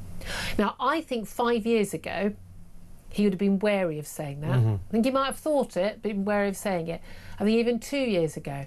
I think now the public mood has changed so much that people are just like, yeah, I don't care. When I hear about migrants dying in the Channel and they drown, I'm really sorry. I kind of shrug now. I'm just like, you knew the risks, you took the stupid risk, you were perfectly safe somewhere. If you're in France, you're perfectly safe. You're not fleeing France. I fled. Okay, I fled France on an EasyJet flight, yesterday. Do you know what I mean? It's nonsense. I think people are just saying, you know what? It's not our problem anymore. I don't care. Not our problem. On the point of people dying in the Channel, it's one of those things where I'm always really struck by the fact that you will have these hypothetical situations asked of Nigel Farage by Channel 4 News saying, what if one person who's sent back to an Afghanistan or an Eritrea or whatever it might be, what happens if they ended up actually being tortured? The question is never flipped on the other side of this argument. What about every time that you're having people dying making these crossings, not just across the English Channel, also into the Mediterranean? All these things are kind of connected in terms of how people are moving through the continent.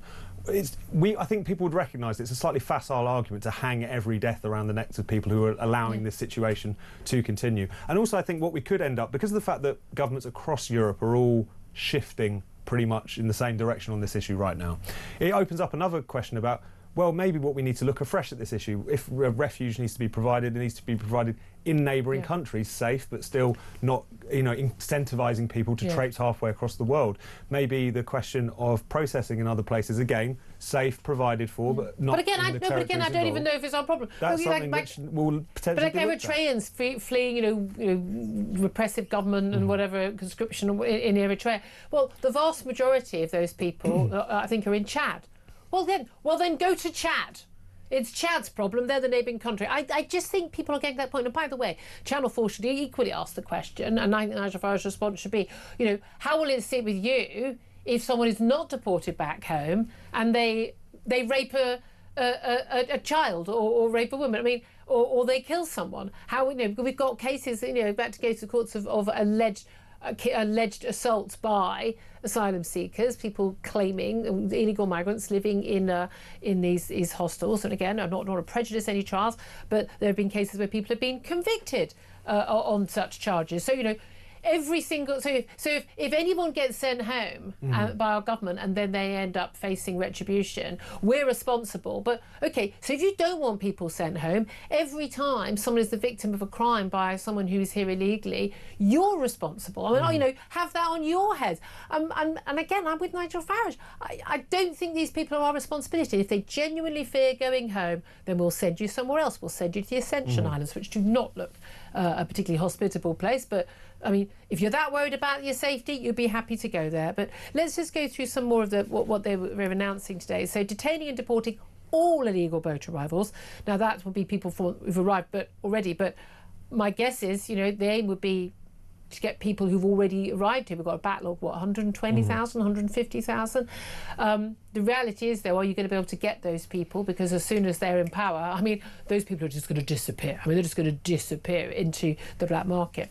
But no bail, no right of appeal, a statutory duty on the Home Secretary to deport. They're going to build facilities. They're going to have military bases that are no longer used, and they're going to build new detention centres. I mean, I had an entire year in a porter cabin at my comp, and we all lived. I'm pretty sure that we can put a load of porter cabins or equivalent up. They're going to detain, they say, 24,000 people. But bearing in mind, the moment you start doing that, people are going to stop coming.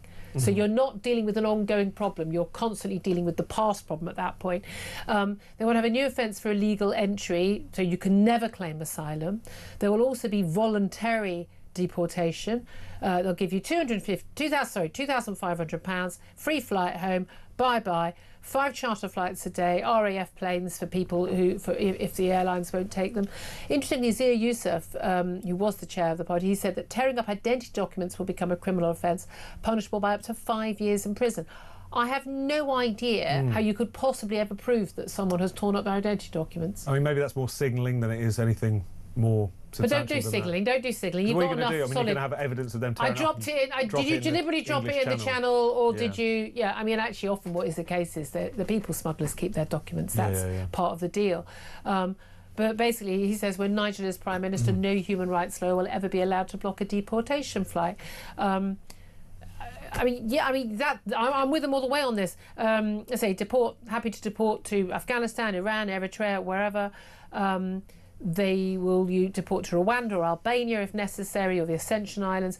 But also, crucially, we're looking at scrapping the Human Rights Act, leaving the European Convention on Human Rights, derogating the Refugee Convention, all the human rights sort of furniture that stops us doing a lot of this stuff, we are told right now.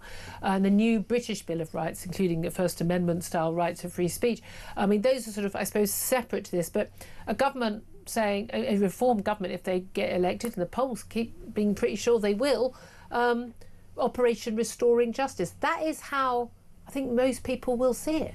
No, absolutely. I think restoring common sense as well. I mean, this is one thing that Farage said in some of his interviews leading up to his big press conference today, was that it wasn't actually that long ago that the British state, even under New Labour, even under Tony Blair, recognised that you couldn't just essentially turn a blind eye to illegal migration. The fact that you had David Blunkett, the former New Labour Home Secretary, coming out in recent days and saying, at least temporarily, the European Convention on Human Rights needs to be suspended. We need to get a grip on this particular issue. Reminds you that, yes, you know, in large part, these problems and the kind of dysfunction that we've seen in our asylum system is a relatively recent phenomenon. It's something because partly governments and the state have just totally lost control, but also because they've been captured by an ideology or just by a general kind of mood and vibe that it's somehow grubby, unfair, unpleasant to enforce your own borders to any degree whatsoever.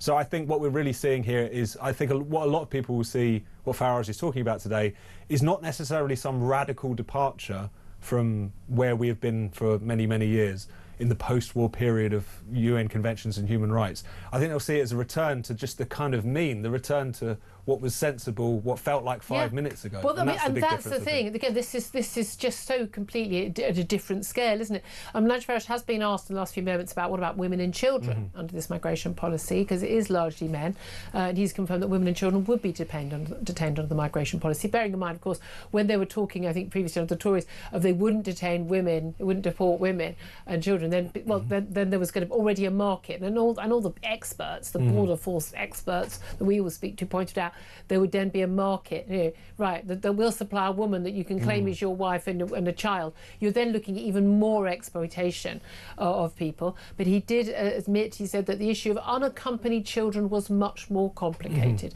But again, these people, they are turning up, they're being put on these boats by adults, for goodness sake. So we're into different territory there. But again, we're not talking about things on the same scale. And again, we're talking often about, if you're talking about unaccompanied children, you're talking about a 17-year-old young man in lots of cases. And scale is the point. If you've got to reduce the scale of this, because we can talk about edge cases all day, but the fact is there are so many cases, it becomes very difficult to discuss and there will be people who are genuinely seeking refuge, seeking asylum. But again, why are you doing it here? Why not in, say, Chad or in any other European country you've passed through? None of you have arrived in England just out of the blue. We've got people who are claiming asylum from Pakistan, for God's sake, from India. I mean, this is utterly, utterly ridiculous. It really is. I'd love to hear your reaction to this from what you've heard from Nigel Farage so far today. And see, Yusuf, what do you make of this? Give us a call, 0344 499 1000. Text the word talk in your message to 87222. Get in touch with us on X at talkTV. Calls are charged at the national rate. Text costs £1, standard network rate message. But as you know, I mean, my audience and Tom, you'll know, if I don't think a policy makes sense, I called them out on Ukraine. This nonsense about allowing trans-identified male prisoners in women's prisons.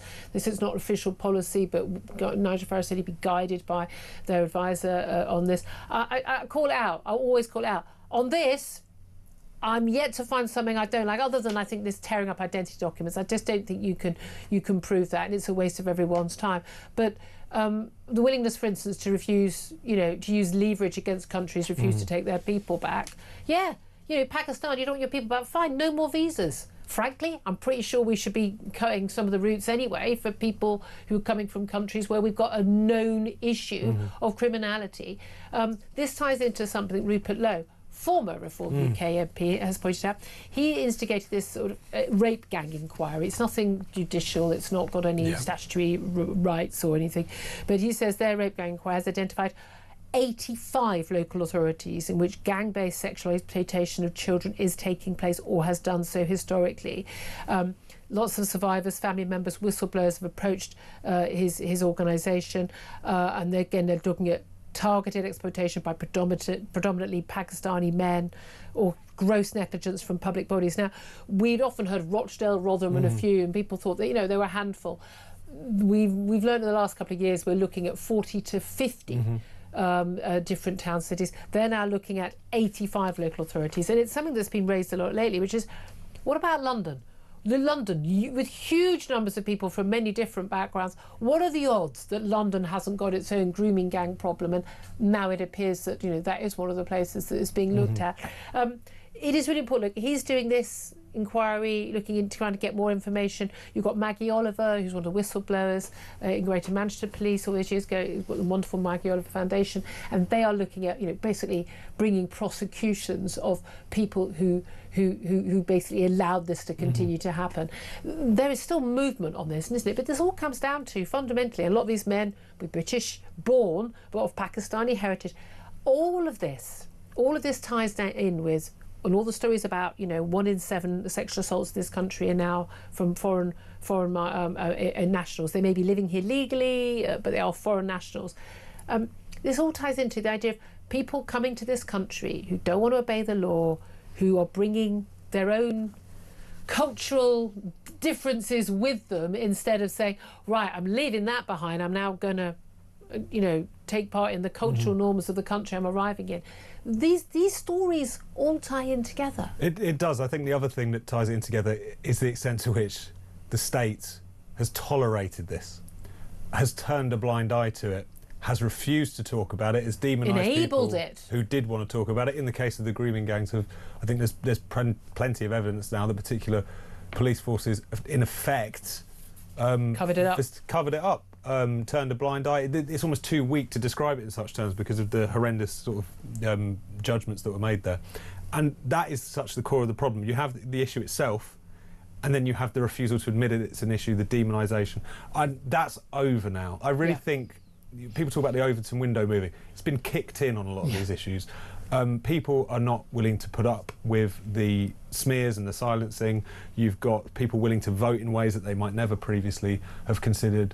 It's easy to forget this now, but in a very short time, Nigel Farage has gone from someone who was a very influential political player, but someone who his parties were really a kind of pressure valve on the Tories. Yeah, he was sort of dragging the Tories kicking and screaming to some vaguely sensible policies they didn't actually execute. He's now the presumptive next Prime Minister. This has happened in the space of a couple of years, and I think it's because of the fact that all of these issues put together, and the sense that people felt that no matter what they said, no matter what they did, no matter who they voted for, nothing would change.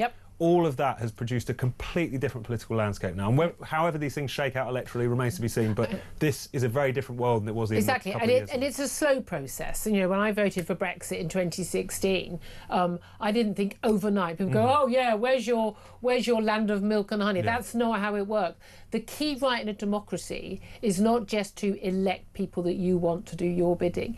It's to kick out the people who don't do what the public want. That's what people did again and again. I mean, they made the choice, you know, not happy with the Tories, but definitely not Jeremy Corbyn, thank you very much.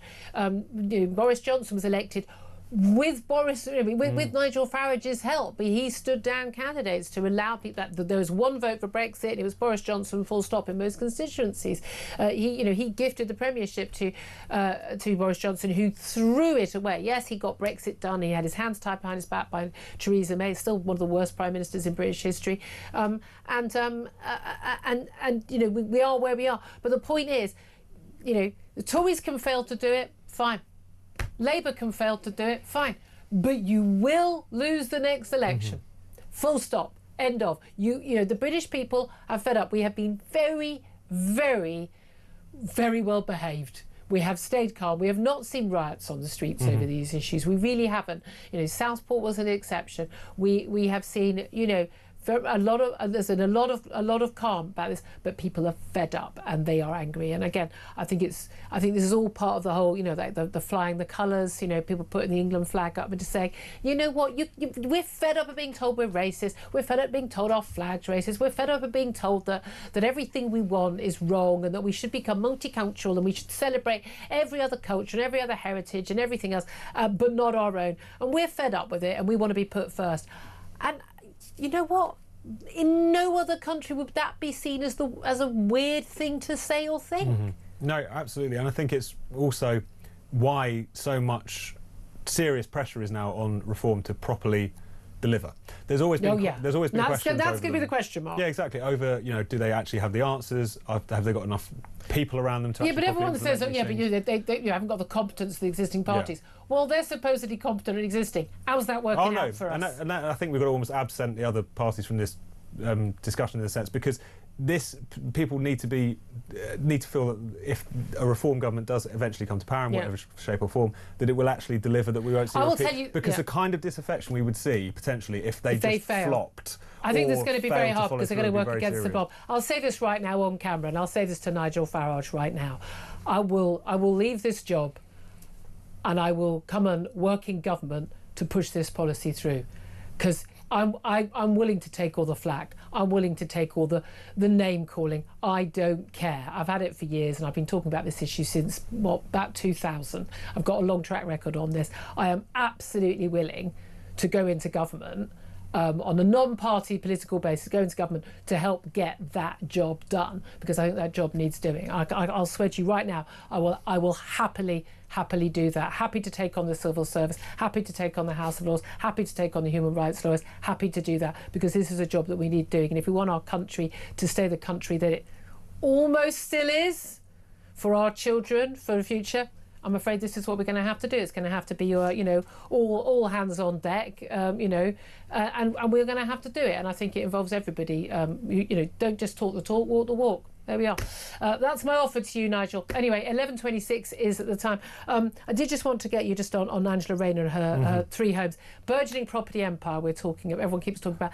I couldn't get that excited about this story. No. I was sitting on holiday going, I mean, she owns 2 homes. Yeah. A lot. I mean, I only own 1. I have to say, I'd love to buy a second home. I'm not sure. I don't know when you spend the time there.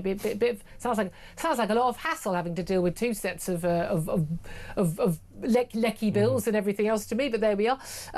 But she's been under a lot of criticism. But she is nevertheless someone. You know, she has to pay double the council tax or whatever. She bought a place with Hove, Brighton Hove area. £700,000-800,000. Given her salary, I'm kind of wondering how she's got the money for that. She's got a place in Ashton-under-Lyme, her constituency. She's got a free grace and favour home, but she doesn't own that home. But she is a hypocrite, isn't she? Because she has talked about how second home owners are basically, you know, they're pricing. You know, she's on this, you know, big salary, 6-figure salary in London, and she comes down and buys a property for that price, a flat in the Hove. Well, lots of locals in that area, they won't have that sort of money. So she's doing exactly the thing she criticises other people for. Well, I mean, like you, I struggle to get too upset about this. Is the first point. I mean, it is her second home rather than her third. It's also the fact that you know, when it comes to the charges of hypocrisy, I understand it, because the general message that the Labour Party have been giving off is one that is very kind of anti-second homes. But at the same time, what they basically did was implement policies that the Tory government had already mooted, which is to give local councils a bit more power to add kind of premiums to people who've got second homes, to make it that little bit more expensive for them. Incidentally, Brighton and Hove Council have those policies in place, and she is paying that elevated rate. So in the grand scheme of things, is it the biggest thing to get upset about? No, but any whiff of hypocrisy around this Labour government is particularly toxic, because there has been such a strong gust of it ever since they came into power. Absolutely, and they always picked up the Tories on it. So, you know, you pay your money, you take, it's your choice. All right, 11:28 is the time. I want to hear your thoughts, particularly on what reformers had to announce today. By the way, Nigel Farage has said exceptions will be made to ensure that Afghan interpreters, those who supported the UK and US forces during the Afghan war, would be given a special right, obviously, to come and stay in this country. I think most right-thinking people would agree with that. But do get in touch. 0344 499 1000. Get your messages and your calls. Up next, this is Talk.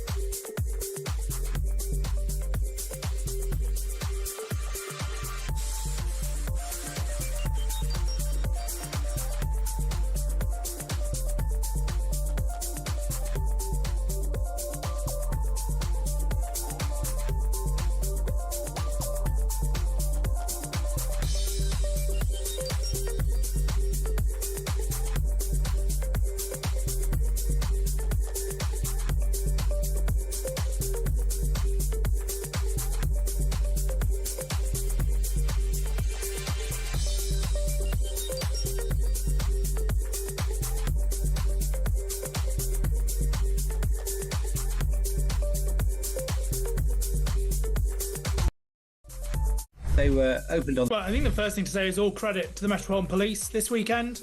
As far as I can see, based on the information that's come out over the last couple of days, they've done a sterling job, which is hugely, hugely challenging policing operation. So 14,000 police officer shifts, 7,000 officers deployed over the course of the bank holiday weekend. But the police deployed live facial recognition, they deployed drone camera technology.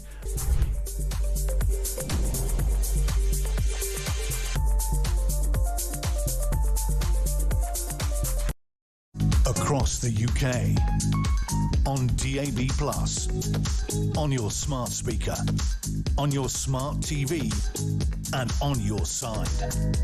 This is Talk.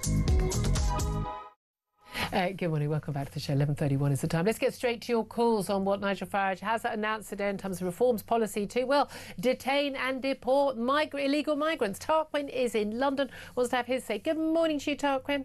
Julia, so lovely to hear your voice again. Hope you had a good break away from the radio. I thought Alex Phillips, unfortunately, was too unwell, was in, but he ended up getting Kevin, so that's a little special treat for everyone. And he left the studio quite tidy. But nobody out JHB's JHB. You know, you're the gal, you know. So great, glad to have it.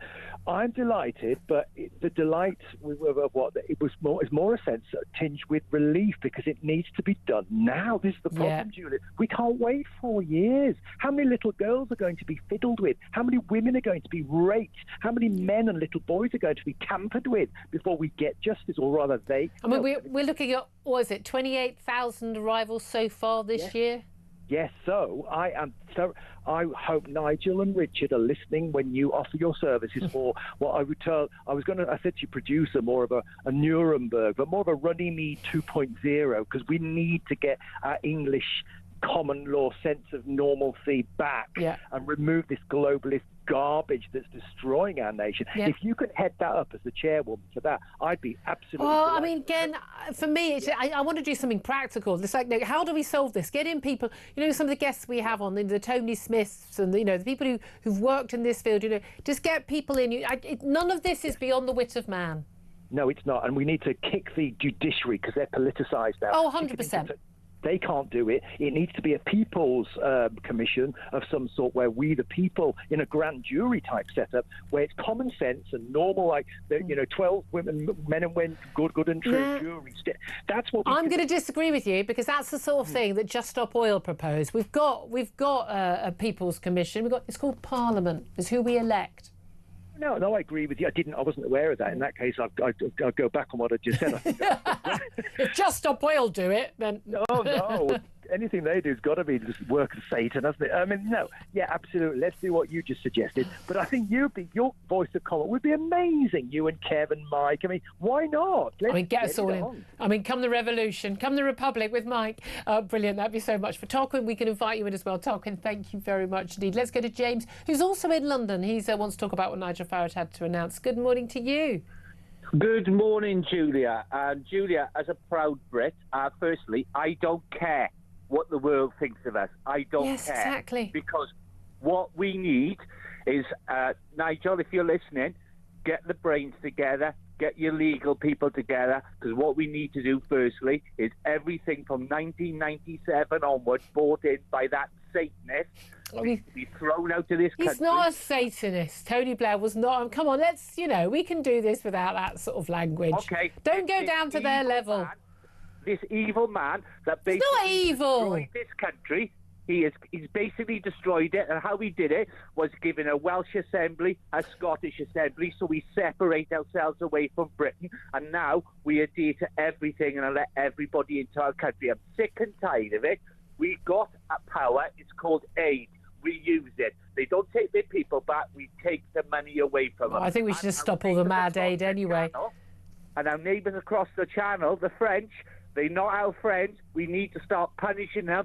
If you start letting these people across the seas, we'll start taking their licenses off you, because you're not our friend, you're our enemy. I'm with you. No, I'm with you on that. They really could stop this if they really wanted to, and they choose not to. And again, the way the French government, not the French people, the French government has behaved towards us post-Brexit has been, frankly, an absolute, farce. It's been abominable in terms of punishing the British people for a democratic vote. Tells you everything you need to know, doesn't it? Anyway, James, thank you very much. He didn't sound like he was in London, did he? Welsh Assembly got a mention quite quickly there. James, thank you for that. 11:35 is the time. We're going to take a quick break. Then we're going to be talking about the Notting Hill Carnival, because apparently it was a great success, because only 423 people were arrested and there were only 2 stabbings and no one died. This is now what counts as a peaceful event. But we don't hold any other event to the same low standard. So why the Notting Hill Carnival? That's up next. This is Talk.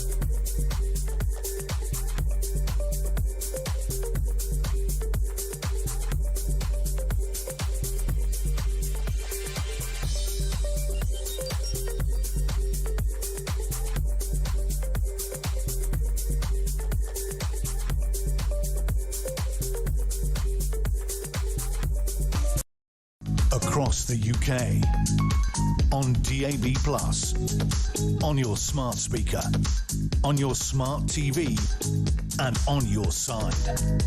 This is Talk. Good morning, welcome back. 11:37 is the time. I'm Julia Hartley-Brewer. Let's go right now to our next guest, Mike Neville. He's a former Metropolitan Police Detective Chief Inspector. A very good morning to you, Mike. Good morning, Julia. Thank you for joining us. Now, it's wonderful, wonderful, good news story. Notting Hill Carnival, only 423 arrests. Well, that was what it was at 8 p.m. last night. No new figures since then, as far as I'm aware. We thought that they had a very quiet bank holiday Monday evening in that case, if there were no more. 2 stabbings. No one actually murdered on this occasion. And this is being hailed as a largely peaceful event. In your experience as a Metropolitan Police officer, is 2 stabbings and 423 arrests for 1 million people partying over 2 days, is that a peaceful event or not? Well, if you compare it with things like the amount of people, I think about 1 million people go to football on a Saturday, and if there was 2 stabbings there every week, then there would be something said about it.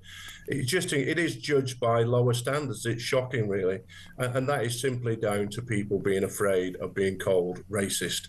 And what this means is that people are put at risk because of this event. They won't move it because they're accused of racism. They won't put a cost charge to it, even though the taxpayers are paying absolutely, 10, 12, 13, 14 million pounds. They could. And there was an extra £1 million emergency fund given for the Notting Hill Carnival in the last few months to sort of help police it all. Yeah, absolutely. One thing that does strike me here, though, is you've got to congratulate the Met. I do come on here sometimes and criticise, but the Met have been very proactive here. They made a lot of arrests. They've utilised before the event to remove troublemakers. They put other gang members on bail conditions or recalled them to prison. They've used new tactics like the live facial recognition.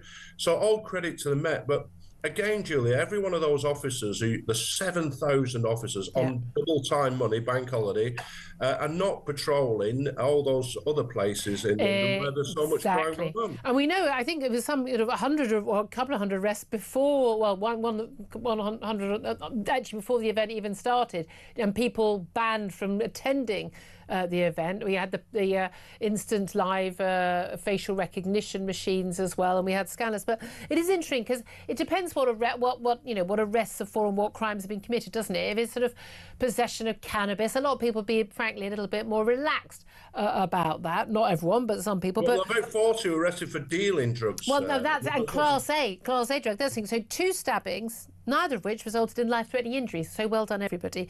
32 people arrested for assaults on police. That's pretty telling. 46 taken into custody, possession of offensive weapons, so most likely knives. 70 arrested for cannabis possession, 32 possession of Class A drugs, 44 for drug supply. 5 arrests connection with robbery. 18 people arrested for sexual offences. I mean, you know, some of these are absolutely not remotely trivial events. Now, when we make comparisons, I mean, I've seen some analysis that actually suggests, given the number of people who go to football matches, like actually we're looking at a lower rate. Like, for instance, say trouble outside Wembley, you know, at a major football event, you're looking at a higher level of arrest. But it depends what the arrests are for, doesn't it? The seriousness. Well, it's not only that, Julia, it's the standards and the criteria. So yeah. I've said this on here before, but if you want an experiment in two-tier policing, you go to Notting Hill and you can abuse the police. You've got to really push it out to get arrested for cannabis. Yeah. You'd almost have to be smoking it in the officer's face. You can dance with the female officers to the point of indecent assault. And we've seen some videos, haven't we? I mean, really inappropriate behaviour. You know, my experiment is this, Julia. So having done all those and not been arresting at Notting Hill Carnival, go to a football match on a Saturday afternoon and do the same things, because you would be swiftly arrested. And it is tragic. It's all down to this fear of being called racist. We've got to be honest with this. I see that Festus, the former PCC, the Police and Crime Commissioner of Bedford, a really eloquent guy, saying that we really need to look at what standards we judge ourselves by here. Why are we judging this to be a success? Like it's laughing. It's said, isn't it? Oh, only 2 stabbings, and we don't know what injuries those have been inflicted long term, whether they may result in some more serious injury. And also, as you say, we only know the arrests up to 7:45 yesterday, and most of the really serious criminal activity happens on Monday night. So well, exactly, and I'm very surprised not to have seen new figures. I mean, it seemed just looking it up, but also if you compare it to other festivals, you think, oh, it's a festival, there's drugs, there's drink, whatever. Glastonbury Festival goes on for 5 days. Actually, most people go for, you know, a day or two longer, actually.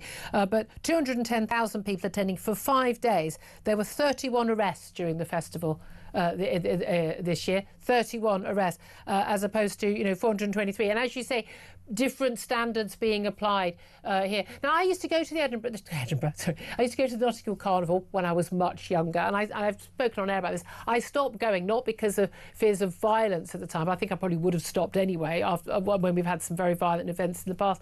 But actually, from basically the whole thing just becomes, there's so many people, you're not even dancing and having fun, you're just walking and getting stuck in a crowd. And I ended up in a very, very, very congested area, and I couldn't breathe. It was a bottleneck, and I thought, this is a very big accident waiting to happen. I don't want to be a part of it. It's not for me. But the main issue here is that this is a non-ticketed event attended by anyone who wants to turn up. And it's in a very, very built-up residential area, and most local residents actually have to board up their homes to stop people urinating on their property or having sex on their property or graffitiing it or trashing it. And there's an immense amount of damage done, and a lot of local people are really unhappy about Carnival being there. There's no reason why it couldn't be moved to, you know, a big park. Yeah, absolutely. We see football matches moved, you know, and we see football grounds change hands and whatever else. Different things require different safety measures, and there's been constant warnings by the Metropolitan Police at the highest levels of the dangers of crush here. We only need one spark, somebody to pull out a gun or a knife or somebody to shout something, and then the crush starts, and it'll be children in particular and the smaller people who will be very seriously injured or hurt here. I am amazed. I'm genuinely, having done, I've probably been to Carnival about 5 times, I am absolutely amazed, and it's probably doubled in numbers since I went. I'm amazed that we have not seen that happen.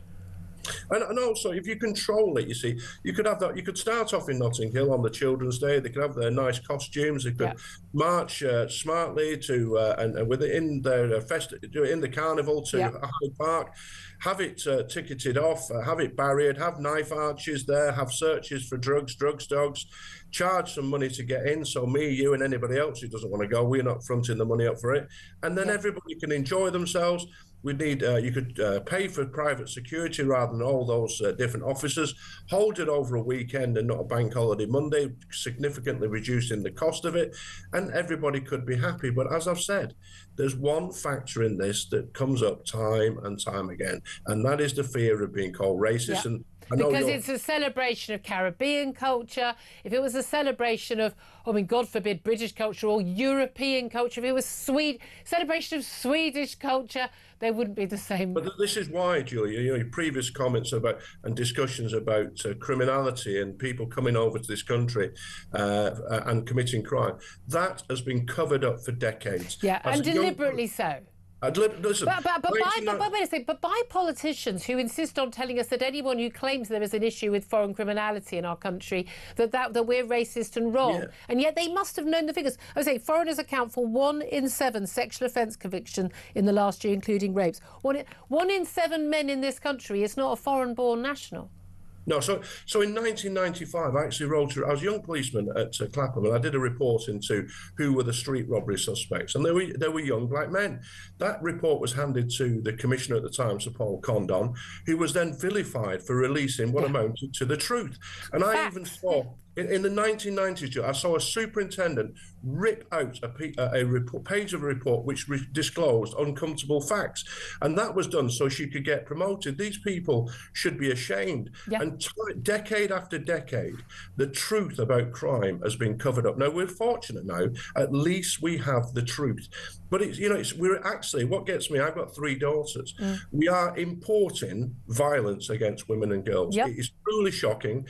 And the politicians who are doing this, telling us it's all about human rights and all international law and all this sort of rubbish, they have no will to stop it, in my view. I couldn't agree with you more.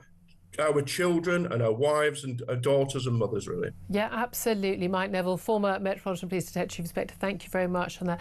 Tom Slater, editor of Spiked Online, still with me. Can I bring you back in on the Notting Hill Carnival? I don't know if you've ever attended, if it's your kind of thing. I mean, I attended many years ago for a number of years. I actually lived very, very, very near there for a while. But it seems to me that, as Mike Neville is right, that we are applying completely different standards. Oh no, I think it is an institution. I think most people, certainly Londoners, would like it to continue on in some way, shape or form. I think it's just quite clear that in terms of the policing response, that it needs to be in accordance with the scale of the event. This is an unticketed, open to the public, essential sort of... it requires a level of kind of policing that clearly it's not receiving at this point. The question is, why is that policing not being doled out? And I think some of the points that Mike makes are entirely clear. There is this hesitancy. Shouldn't the people going to the carnival have to pay for the policing? I mean, if you buy a football ticket, part of your price is the cost of the policing. I mean, why should it be a free carnival? I think those questions are entirely fair, because it's not as if it has to take place in the precise form that it currently takes place in. Discussions about maybe it should be something which kind of leads up to... I think it should take place in Keir Starmer's street.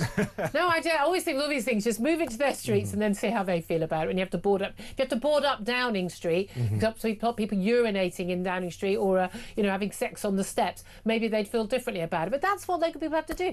11:48 time. We're going to leave that now. Take a quick break. We're going to be returning, of course, after midday to reform and Nigel Farage's announcement on mass deportations and detentions, first of all, of illegal migrants. But up next, we're going to talk about students at some British universities, women who are not going to be allowed to use women's toilets without men being present. Why? Well, because it turns out universities don't think that the law applies to them.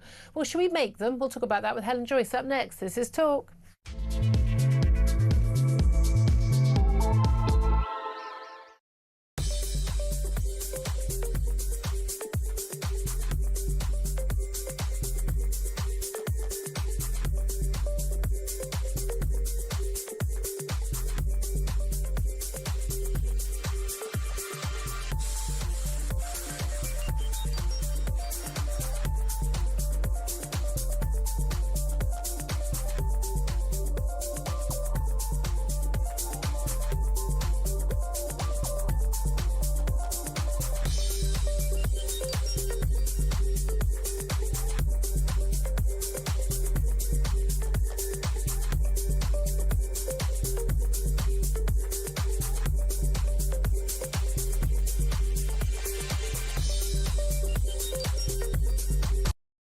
Immigration, what is that saying about Britain to the rest of the world, to the global community? What is it saying about what our benchmark is? We're almost saying we don't have high standards anymore for all students up and down the country. And I think it's got to go in tow with, it's one thing scrapping the compulsory research, but if all you're doing is a white paper inquiry, some curriculum tweaks, not allowing schools to really dig deep, going all the way back to primary, all the way through to secondaries.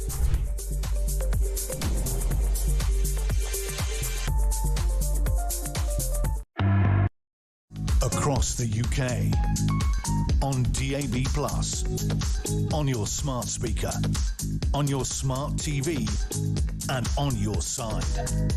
This is Talk. Good morning, welcome back to the show. 11:50 is the time. Tom Slater's still with me. I'm Julia Hartley-Brewer. We're still waiting for more of your calls. 0344 499 1000. We're going to talk to you and more guests about what is going on with the reforms policy on detaining and deporting. Well, a huge number of illegal migrants. Do you think they'll be able to do it? Do you trust they'll do it? I've already offered my services in a non-party political way. I will happily go and help do that job. Do you like to offer your services if reform did get elected and we're serious about doing it? I'm sure that'd be very welcome too. Give us a call. 0344 499 1000 is the number to call. Right now, let's talk about the law, because the Supreme Court, I thought, was pretty darn clear in April when they established that the law on single-sex spaces was very clear.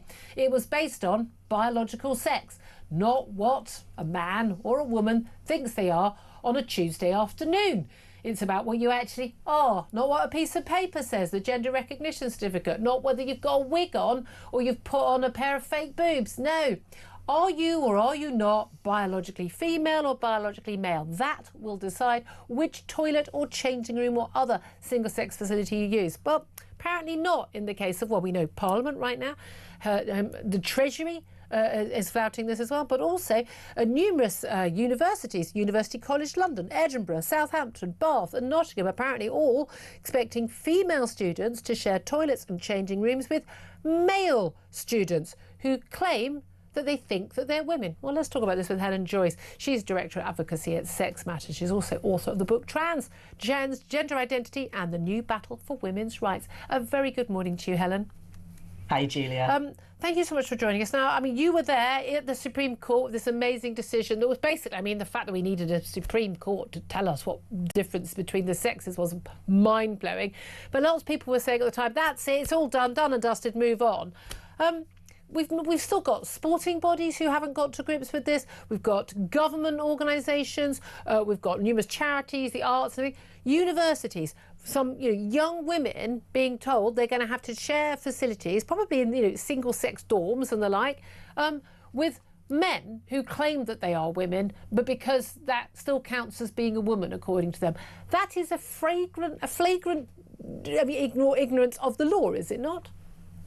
I think it's deliberate. I was sitting in court, as you say, in April when that judgment was handed down, and a very experienced lawyer friend turned to me afterwards and said, there's nothing left for us to do. Well, it turns out that a lot of people are pretending that they don't know what the court said, which, as you say, is very clear. It said that in the Equality Act, male and female mean biology, not paperwork or identity. And the only basis for offering single-sex spaces is on the basis of the Equality Act, because otherwise it's sex discrimination. You have to be permitted to do sex discrimination. So I've explained that to you in, 15 seconds? Yeah. Everybody who asks a lawyer or reads it knows what's happening, but they're all thumb-sucking, stroking their chins. We're waiting for the Equality and Human Rights Commission to issue some definitive guidance, which they'll ignore as well. Exactly. I mean, why would you pay attention to the HRC if you're not paying attention to the Supreme Court? The Supreme Court, when it said that was the law the second it said it. Imagine if this was a tax judgment. The next day your accountant would be on to you saying, oh, we had misinterpreted the law. Act quickly or you're going to be charged. Yeah, and indeed the key point the Supreme Court made was not that they had changed the law. That was what the law had always been. And it was people...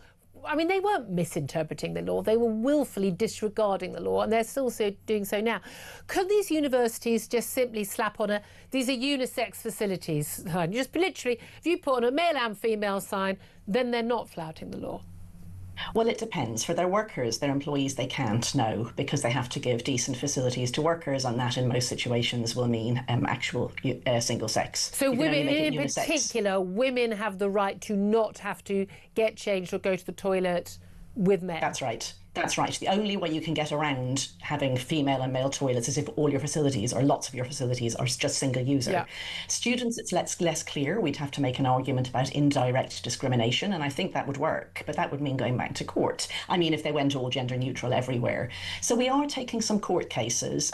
We have threatened legal action against the Scottish Government, and we are applying for JR of judicial review for the Hampstead ponds, where there's a ladies' pond, a men's pond, and a mixed pond, and they're running the ladies and men's on the basis that if you say you're a lady or a man, in you come. And again, what I love And about that is that people say, well, you know, but the trans-identified people, they're like, no, there's literally a pond which you can use, which is the unisex pond. But I mean, that's the thing. That's such choice for someone to go swimming in Hampstead ponds. I mean, I agree with bringing the case on that because these are principal cases.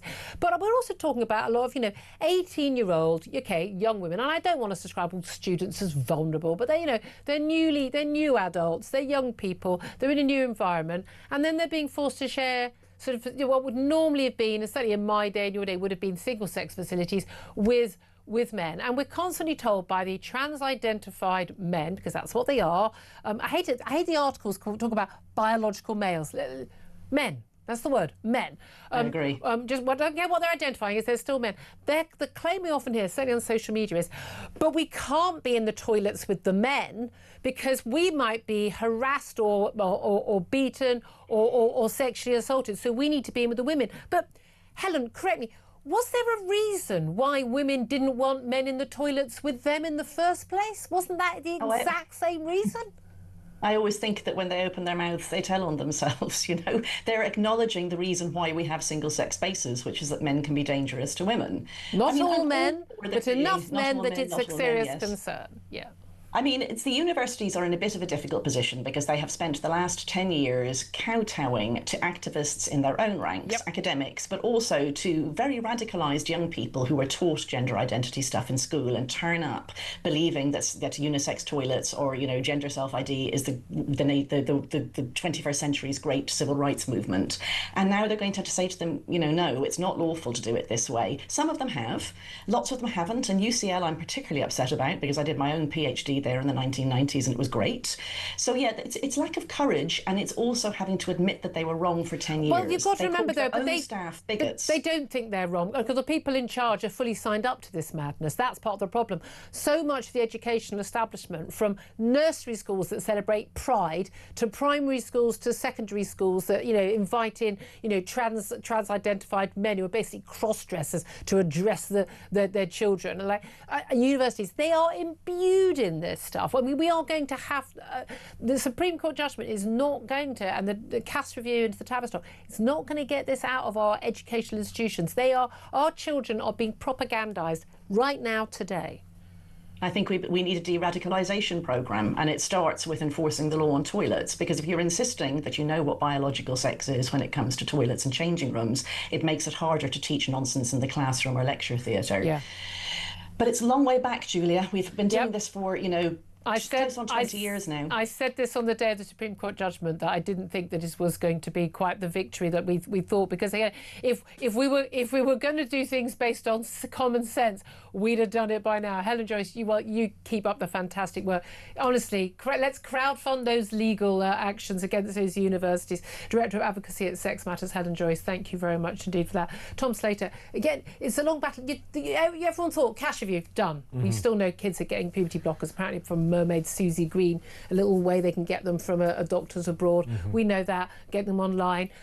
We thought the Supreme Court was going to decide all this. No, we've still got there are still 2 men in English prisons, for instance, who are men in women's prisons. I think this is just recognising the scale of the fight that as it existed. The whole kind of gender derangement that took place, it was a kind of legal revolution, it was a medical revolution, it was a cultural revolution. The first 2 skittles have been knocked down formally, but it's that final one which is going to be much more difficult. Throughout teaching, it's in every educational establishment. Stonewall have totally taken over our education of our children. But no, it's about pushing back, people being braver, institutions actually showing a bit of leadership and chutzpah, all of these things together. Get the trans out of our schools. Seriously, get the trans out of our schools. This is a completely deranged cultural phenomenon which needs to be got rid of. I mean, like that. Again, parents, you need to stand up on this stuff, I'm afraid. Don't let anyone call you a transfer bigot. You need to stand up. We've been called worse over migration, haven't we? We're going to talk about that up next. This is Talk.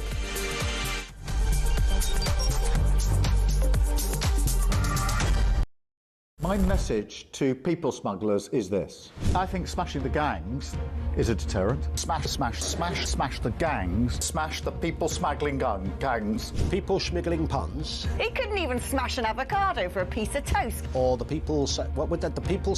I think smashing the gangs is a deterrent. Well, it might be if you smashed any, if you found any. The people smash... Those... The smash... And he hasn't smashed anything. I mean, literally all he does is he smashes records every sort of couple of weeks, where more and more people come in a period of 24 hours. Smash the gangs that are running this vile trade. You're never going to smash the gangs. That's something that basically is impossible. The gangs are like the Hydra.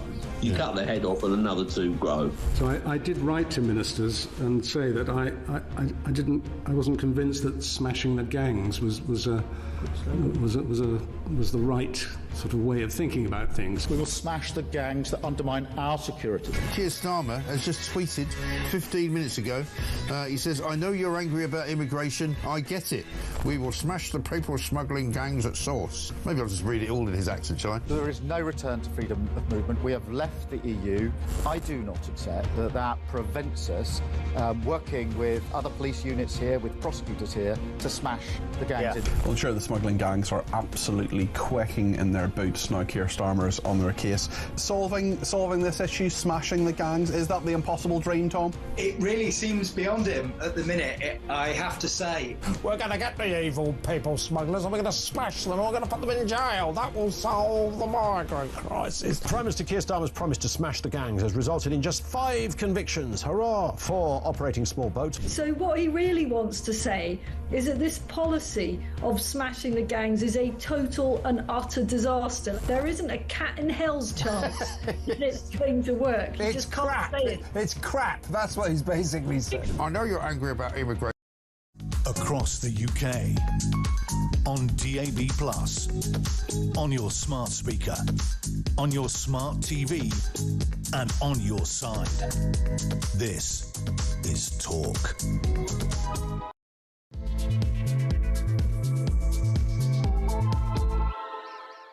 Very good afternoon. Welcome back to the show. It's 2 minutes past midday. This is Talk. We are the home of common sense. And whether you're listening on DAB Plus radio or on your smart speaker, watching on YouTube or your connected device, Julia Hartley-Brewer, I'm very pleased to have you here. And I'm sure my guest who's been joining me throughout the show, editor of Spiked Online, Tom Slater, is as well. Thank you for joining us.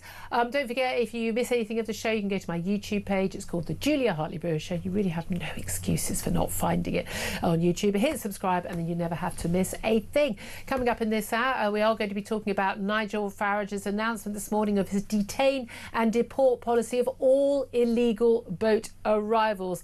Yep, you arrive here, you are out. Women and children also included.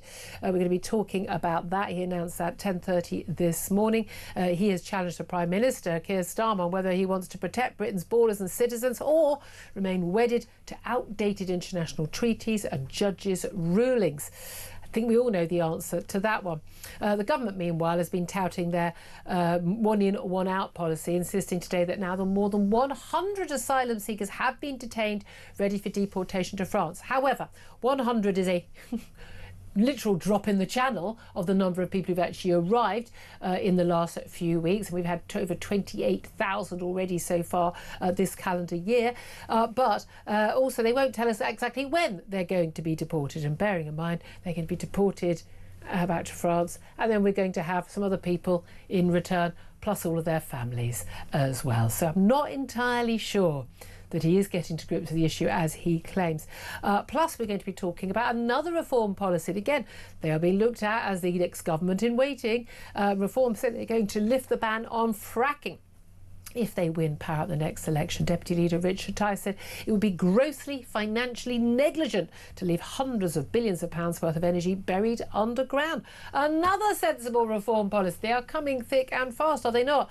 However, was this a sensible policy from Donald Trump? He signed an executive order yesterday seeking to punish people for burning the American flag with a year in prison. No ifs, no buts. This comes despite a US Supreme Court ruling some years ago that said that the desecration of the US flag was protected as part of their free speech rights. We'll be talking about that with the American correspondent, and get to all of that coming up. Say, Tom Slater, I mean, just in terms of the push from Labour today that but we've detained 100 people out of the 28,000 who've arrived so far. 49% increase in the number of people who've arrived in the first year of Keir Starmer's premiership as opposed to the year before. And we are going to deport, 100 people, hopefully, soon-ish, and in return we're going to get another 100 back. I mean, that is a laughable policy. even if you expanded that to every single person who came in was deported and then you got someone else back, that is still a laughable policy compared to the, no ifs, no buts we're hearing from Reform today. I mean, it's embarrassing, isn't it? It's an insult to everyone's intelligence. We all know that asylum claims in total are up. We know that even hotel numbers are up, despite the fact that they're really supposedly laser focused on closing them. Yeah. We know that this government claimed that it was smashing the gangs. It was actually smashing all kinds of records for small boats arrivals and the rest. Deportations are up, but again, if you look at it in the broader context, they're not making a wonderful go of it, are they? And also no one trusts them to. I think Labour are at best going to, at the end of this Parliament, have been able to kind of tinker around the edges of migration, both legal and illegal. They will have some superficial wins to demonstrate, but that's not good enough. This is a bit like the last Tory government. There would be certain things that they could point to. We've reduced small boats crossings in this area, we've signed this deal with Albania, which has brought the numbers down, what have you. But it's not going to be seen as good enough if there's not clearly a plan to deal with this issue at source, to properly control the border. That's what Reform, at least in theory, are offering here. There's obviously no alternative. But at least people will trust that Reform, actually genuinely want to do it, even if there may be an awful lot of humps along the way. Well, I want to hear from you. What do you make of what Nigel Farage had to announce today? The plan to detain and mass deport illegal migrants, also replacing the Human Rights Act with the British Bill of Rights. I'd love to hear your thoughts on that. 0344 499 1000. Text the word message to 87222. Get in touch with us on X at talkTV, and of course don't forget that calls are charged at the national rate. Text cost £1, standard network rate message, and we'll get to all those coming up very soon. First up though, delighted to welcome the independent peer, former Labour MP Baroness Kate Hoey, to the show. Very good afternoon to you. Good afternoon, Julia. Thank you so much for joining us. Well, I'm wondering if are you one of the former Labour grandees, the likes of the David Blunketts and others, who've been criticising the Labour government, saying you've not been getting to grips with this issue and you're going to have to do more to take on the threat, and the polls suggest it is a very real and present danger to Labour's chances in the next election, of Nigel Farage's Reform Party? Yes, I listened to most of the Nigel Farage press conference this morning, and it was very wide-ranging because he didn't just deal with immigration, but dealing with the general issue of, the country's law and order, and the fact that, the probation service isn't working, magistrates' courts not working, petty crime isn't covered, and all of these things. And I think that was quite clever to link the whole things together before he went on to the real issue of illegal migration. I mean, Labour obviously will be worried about this. We've already seen that it's affecting some of their policies. They've changed slightly. But of course, nobody trusts them. Nobody believes them. And no one believes the Conservatives either. And I think what Farage said today was very interesting, because he said, I know basically parties aren't trustworthy, but people do say this is our last shot. This is our last chance of getting a government that might seriously look at this issue and do something. And at least be genuinely motivated to do it. This is something Nigel Farage has been campaigning on for many years. And we used to have, it was arrivals on the backs of lorries. People, we had the Calais jungle, didn't we? And we had people, jumping into backs of lorries and camper vans, getting on trains and like. And they managed to clamp down on that. People are still coming in that route, but the focus is very much on the boats. The boats were a new phenomenon when that was shut down. It is very likely that if you shut down the boats, people will somehow get to our country another way. But the key thing is wanting them to not come to our country. And this is something that, you know, French politicians have been talking about, the El Dorado, that we offer the welfare, the hotel, the black market working. The odds are you'll never be deported and you can bring your family over. And basically, whatever your life in France, whatever your life back in your country you've come from, it's going to be better. We need to, you know, if the message is very clear, if you come here and you've not come here legally, you've got no right to stay, you ain't staying. And for the period of time you're here, you're in a detention camp, not working, you ain't going to bring your family, which is all what Reform is announcing, then that will send a message. That will surely stop anyone arriving illegally, shouldn't it? Or on the grand scale of things. I think the truth is that all over the world there is a feeling, I'm sure, that the United Kingdom is a soft touch when it comes to migrants generally. And of course, what he also talked about today, which was very important, was the overstayers. They actually are a very high proportion of people who are here illegally, the students who come in and stay on. Oh, I mean, we're talking well over 1 million people. Exactly. That's far in excess of the illegal migrants. And he was including all those people as well in the fact that they must realise that from now on, or when and if there is a reform government, that will change. They will not be allowed to do that. So I think that just listening to it this morning, I was just putting myself in being an ordinary person watching it, who's feeling concerned and worried. And I think they would be, I think it will send a real message that reform means business. Now, whether it helps them in the polls, I would be surprised if it didn't. Yeah, well, it's interesting is you got the Rupert Lowe, the former Reform UK MP. He's talked about mass deportations, and they were almost getting into a bit of a row with Nigel Farage, and lots of people on the sort of further right accusing him of being too soft on this issue. This seems very clear-cut. I mean, there's nothing in here I don't like, apart from Zia Youssef mentioned making it an offence punishable by up to 5 years in prison to tear up your identity documents. I mean, no one will know whether you've torn them up or lost them at sea, so I'm not quite sure how that works. But in terms of dealing with the backlog, I mean, the reality of this is similar in terms of like the Australian policy. You know, if we can't send you back to your own country, then you're going to head off to the Ascension Islands in the middle of the Atlantic, or Albania or Rwanda or wherever. But we're going to be out of the, scrapping the Human Rights Act, getting out of the European Convention on Human Rights, derogating the Refugee Convention. So you're not going to be able to use any of that. End of, nothing to discuss. If it's a manifesto commitment, the House of Lords can't block it. I've got no doubt at all that Nigel Farage isn't worried about people liking him at North London dinner parties, so he doesn't mind upsetting the civil service, who frankly can go on strike, and then we can all get more sodding done, frankly, with them on strike. So I can see that they could actually do this. But in terms of the backlog, you can stop people coming in, because as soon as people go, oh, hold on a minute, my mate who went over last week, he's now being detained in a camp, it's not very pleasant, and he's going to be deported. There's no point me paying 1,500 quid to get on a boat to come over to. There is an element where you can't tackle the backlog because you've got to find these people. And I've got a funny feeling that the day you say, right, we're coming for these people, the day after Reform is elected, those people just disappear from their asylum hotels, disappear from the homes we've been paying for them, and they're just gone like a puff of smoke, and they will still be here and not deported.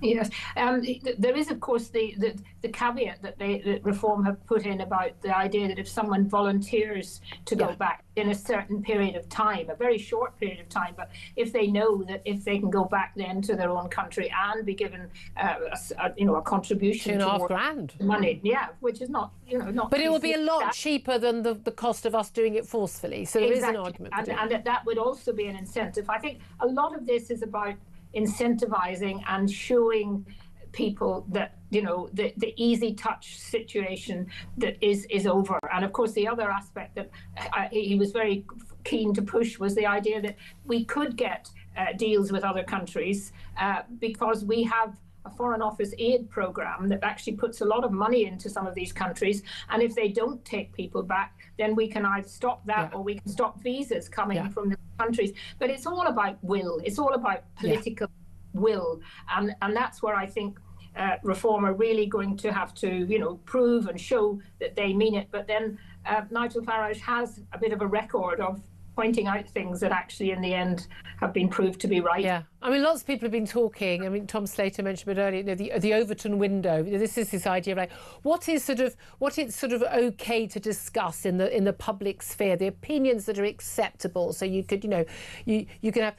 Oh, I'm very worried about illegal migration, but you can't be worried about legal migration. Or I mean, it shifts and shifts. The Overton window has lurched. I mean, it's lurched massively in terms of the. But I don't think it's what's changed with the British people. I think it's the political classes, the media classes, catching up with where the British people have been for quite a long time.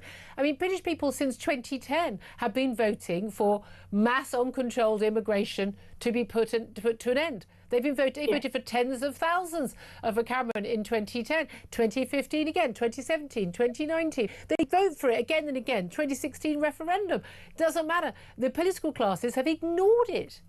Nobody has been listening politically at the establishment level, and that's again something that has been, picked up by Reform and used very cleverly. But they can be clever, but as long as they mean it, and that is a thing that I think Nigel was very keen to point out how he had opposed way back when he was in the European Parliament, the European Union plans to open up their borders, really, and that was not part of the reason why Brexit was so important. The reality was then, of course, the leaders didn't carry it through. Yeah. So, he has been proved to be right on so many things. But the public is there with him, and the whole debate has changed over the last few months, and it will continue to change. And of course, what I presume will happen now that both Conservatives and Labour will have to adjust their policies to kind of. Well, you mentioned that.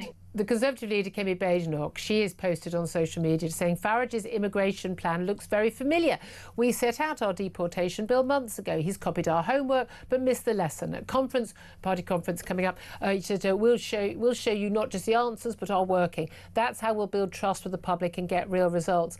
Now, I'm not sure, Kemi Badenoch, that is going to fly. No one minds if someone's copied someone's homework, but at the end of the day, you were in government. OK, she wasn't the Home Secretary, she wasn't Prime Minister, but a lot of people will simply say, Tories, Labour started all this, Tories have been in government, and Tories talk the talk, but they didn't walk the walk, and they didn't deliver on this. That sort of criticism isn't going to work. And likewise, I would say Labour's criticism today from the poor minister out doing the rounds, talking about how the £10 billion cost that the Reform Party have put on this policy, saying, oh, no, it'll cost way more than that. I mean, I don't think this is a spreadsheet issue for an awful lot of voters. I agree. I think that the details of the cost, I'm sure, have been fairly well worked out, but they need to be scrutinised. But the reality is it doesn't really matter, because I think the figures that show of how much it's costing at the moment for illegal migrants are very much understated, because it doesn't take into account all the extras that they get and all of the extra burden on the National Health Service and in schools. And the extra cost to local people of housing because it's not available. Yeah. Every single, the criminality, the policing, there are so many extra costs, and the impact on local communities, on our culture as well. Oh, well, that's what people seeing in their own areas change that they've not been asked about, change that they haven't given any consent to, and they're seeing things that are, and that's again, being picked up very, very well by Reform, and the other two parties are lagging behind. And the Conservatives, I mean, they can say what they like about what's in these plans that were theirs, but they didn't do it. And they didn't even talk the good talk. No. So I think it's been. I would say that this will be a day when both Labour and Conservatives are really sitting, thinking we are going to have to do something very radical to get back on. But certainly for Labour, it's going to go sort of against everything in their bones and in the Prime Minister's bones. And I just simply don't believe they are going to be willing to do it. What they want to do is make it all go away. They're going to, we'll get rid of the backlog by basically giving people leave to remain. We're going to get people into homes, or we're still going to be paying for their housing benefit, for goodness sake. They just want to get it off the headlines. They don't want to solve the actual underlying problem. I think that is the issue. One of the things, though, if Reform were able to do this, if they did win again, they have to win power, they have to do a lot of this. A lot of this will take time. They need to have a very strong majority to be able to do this. They're still going to face issues in the House of Lords. Now, you are a peer in the House of Lords. I don't really approve of peerages. I don't really approve of the House of Lords. I'm for democratic accountability. But if we're going to have it, I'm very happy that you and a number of the regulars we have on our show are in there. But it's very interesting that the government is looking at basically sacking or forcing to resign the peers who fail to turn up and participate in the House of Lords. They reckon they can get rid of 200 almost immediately by getting rid of people who, for instance, are over 80 and people who never turn up. Do you think that will be a good thing? Well, I think that there is a feeling in the country, certainly the House of Lords is too big. But the reality is, of course, there are over 800 officially members. But the reality is, in terms of voting and when people are there, there's never more than about 600 taking part in still votes. A lot. It's almost as many MPs as we've got. It's still a lot of people. But I think it's very important if there are going to be changes. I mean, they're already throwing out some very, very good peers in getting rid of hereditary peers rather than doing what could have been done when a hereditary peer died. You didn't replace them, as happens at the moment. That would have gradually got rid of them. So that's getting rid of a number. And I think what it needs to be done in a way that's not just being party political. Yeah. You know, they want to get it down so there's a majority, because the House of Lords can't stop legislation unless it's, if it's been in the manifesto. Yeah. But they do tend to pick up an awful lot of nonsense that the House of Commons lets through without any scrutiny. Yeah, and the key thing is having experts or people who've served as ministers. I can understand, but I know a number of people, frankly, who I was at uni with, who were just sort of well-heeled, or they used to go and get Boris Johnson's tea, and those people are peers. I think that's an embarrassment.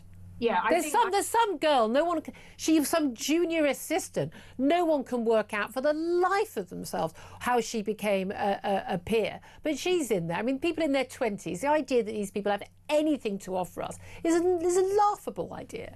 Yeah, I think the whole way it's done is probably needing to be scrutinised, but I don't think that will actually happen, because prime ministers do like to have the ultimate power to be able to put people in, and those of us who've gone in know that. But I think what is important is that it continues to be as independent as possible and scrutinises properly, and that we actually see people there who want to work and be there, and not just there for the title. Absolutely. Baroness Kate Herriot, thank you for joining us, independent peer, former Labour MP. Thomas, just on the issue of the House of Lords, and it came up earlier, didn't it, that House of Lords could try, could try and stop anything that Reform wanted to do. I think the civil service would be working full-time trying to do that. But the House of Lords, it's a manifesto commitment. They are, again, by constitutional convention, they are banned from doing it. But again, you think like the Brexit referendum, they worked very hard along with the Commons to try and the Speaker of the Commons then, our dear, wonderful, long lost friend, the former Speaker. But they have a way of bending these conventions. Do you think that we should abolish the House of Lords? Do you think we should reform the House of Lords? What do you think? Oh no, absolutely. I think we should get rid of it, turn it into an absolutely wonderful museum that people can go and visit. Party venue, be a great party venue. Be the best Wetherspoons in the country, I think, if it was properly kitted out. But beautiful carpet. They love their carpet. And a totally unique one, which is obviously a prerequisite for a spoons. But I think it's well past the point that this is necessary. I think that it warps democratic process, even though you do have the convention that if something's in the manifesto that means you can't interfere. Even the kind of game of ping pong, as it's often referred to as, is a way of influencing policy in a way that I don't think a wearing governments down. Exactly, elected chamber should. And if there are problems with scrutiny in terms of the elected chamber, then that should be addressed. We should have a higher calibre of MPs. We should have better scrutiny. Bring in the experts at an earlier stage. Exactly. I think they should be involved when they draft the law. That would be a good idea. No, but I suppose the sort of near-term problem for reform, if they are coming in, is that you'd be walking into a parliament in which one of the houses is dominated by your opponents. And so that would naturally be something which is going to make things quite difficult, whether you would be... Unless Nigel Farage then, again, that's lots of prime ministers do. They just literally, just nominate 50 peers. But again, we do just have this issue in terms of getting anything done, even if the politicians have their will. And in this case, I've got no doubt at all that Reform, Nigel Farage and Richard Tyson, all the others absolutely have the will. They've taken enough flack for it over the years, again, going against the polite thought on these issues to represent British people on this issue, that they are going to be up against the House of Lords delaying everything. They're up against the lawyers, and again, even trying to change the law. It's amazing how people go, no, but there's a Human Rights Act, as if there's this bizarre idea on the left, as if every law and every convention, anything, any treaty that has been signed before now is somehow sort of like on the tablet of stone brought down, from the mountain, as opposed to we have elections, so we can elect people to make new laws or undo old laws, which I think we quite like a lot of that, to actually represent the people now. The idea that laws are set in stone, what's the point? Well, we should never bother having an election again then. Like forever and all time. And that's one of the big problems, I think, where the House of Lords is concerned. There's a hell of a lot of lawyers in there, which can tell you a lot about how allergic often that section of society is to democratic norms. There's this kind of idea that even certain things which are just, things that have been passed into law 10 minutes ago are treated as if they have kind of ironclad constitutional importance, just because it happens to align with the political views of the person who we're talking about. So it needs to be looked at, absolutely. And I think reform will be forced to look at the question of the laws in one way, shape or form if they do. I mean, one thing I never on the show is people say, it is outrageous, that Labour don't have a mandate, they only got 34% of the vote. No. Under our system of government, under our system of elections, Labour have a mandate to do stuff. They have every right to do stuff. We have a right to criticise them. We should always maintain that. But any government that gets elected, they have a right to do stuff. If they've got that mandate from the British people, it was in their manifesto, they said they were going to do it. I'm sorry, then, that's the deal. And then we have a right to vote them out if we don't like it. That's how it's supposed to work. I'd love to hear your thoughts on this, but I particularly want to hear your thoughts on what Nigel Farage had to say. This detention and deportation en masse of illegal migrants. But how is he going to tackle the backlog? Because might well stop more coming and the people who come over in a short period of time. But won't the rest of them kind of just disappear? Do you think, though, that where there's a will, there is a way? I'd love to hear your thoughts. Give us a call. 0344 499 1000 is the number to call. This is Talk.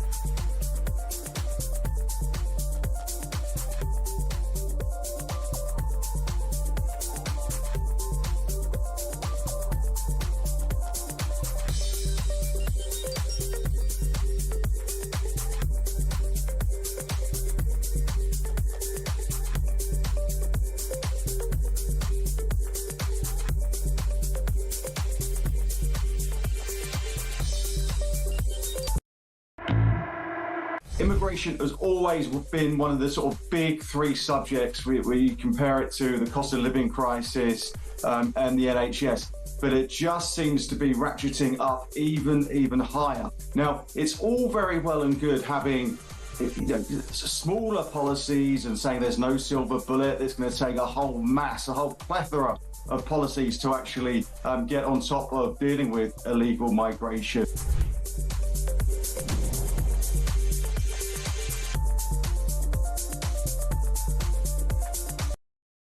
Across the UK, on DAB+, on your smart speaker, on your smart TV, and on your side. This is Talk. Good afternoon, welcome back to the show. 12:27 is the time. Let's get to your messages and your calls coming in about what Nigel Farage had to announce about reforms plans for the detention and mass deportation of illegal migrants. Lee says, brilliant by Nigel and Zia Youssef also there. Clear and eloquent, no waffle like you get from Starmer and the rest, outlined perfectly. And let's point out again, women and children also included in these plans. Very simple. If you're here illegally, you're gone. Rob says the biggest elephant in the room will be the civil service and the MOD. Will they actually do anything or just strike and down tools in protest? I have a funny feeling the RAF would be quite happy to fly these people out. I mean, if you can charter airlines, you'll find an airline that'll do it. Jane says, yes, please, if the Reform Party form the next government, they will need to sort out the blob with great urgency. I think that is one of the number one issues. It's one of the things I really admired Michael Gove for. Michael Gove and I have had big differences on lockdown, and we've taken each other to task on this. But in terms of trying to deal with the education blob, people who basically low standards for poor kids, basically, was what it was. He'd be the man to do that. Dave says, a collection of already failed plans from no ideas, Nigel, empty rhetoric to make noise. I mean, it wasn't empty rhetoric, was it? Answers none of the questions of how it will be implemented and even where so-called camps would be. Does he not expect local opposition? Well, you can declare a national emergency, which I think would be fair, and then, I mean, to be fair, the government owns a hell of a lot of land. Does he expect the world to bow to him? No, but I think he expects the country's organisations to bow to the British people if they vote for him. Does he think a two-tier Bill of Rights is not totally hypocritical? Now, this is the idea that Bill of Rights, Tom, would give greater rights to British people than foreign nationals. I mean, yeah. That already exists. Duh. I mean, you only have rights because they're enshrined in a nation's constitution, written or I unwritten. commit a crime, I can't be deported because I'm a British citizen. In the same way that if you went over to another country, you would not have the same rights because you're not a citizen. You know, rights are conferred by dint of citizenship. Like your voting, legal status. you've already got, if you're not a citizen, you don't get to vote. Oh, it's really unfair, it's two-tier justice. I mean, I'll do one, Dave. Right, let's go to the phone line. So Richard is in Oxford. I'm sure a bastion of strong concern about migration. Richard, what do you want to say? Yes, I am. Are you a lone voice of sanity? Well, just correcting opinions about Ascension Island. During the 80s, I landed a 747 there. We were doing an RAF resupply thing from the Falkland Islands. Yeah. And it's a beautiful island. I spent about 4 nights there, and I'd pay to go and have a holiday. Oh, really? I mean, I did look it up. I mean, let's face it, we're all going, where like we did with Chagos. Where is it? Right, slap bang in the Atlantic, long way west of Africa. But it looked absolutely stunning. But I'm wondering whether the people who are resident there now will be happy about having all these people arrive. But I mean, well, no. But if you really, in my opinion, Mr. Farage has got it slightly wrong. If this would be a temporary stop to the boats, but if he did, I mean, it's got a huge big runway. It was there in case the shuttle missed on its approach to Miami, and it could then land on Ascension. It's about a 3,000-metre runway, which is about the same as Heathrow's. It's a very easy place to land. Right. It's also got oil supply tankers that bring fuel in for it, and it would be really quite easy if you scooped up everybody who landed on the beach, put them in a bus, took them to a military airport. I say military. I think you might declare some kind of mild state of emergency to overcome the legal bits. And I think if you flew people down there, you could set up a beautiful tented camp. The climate is super.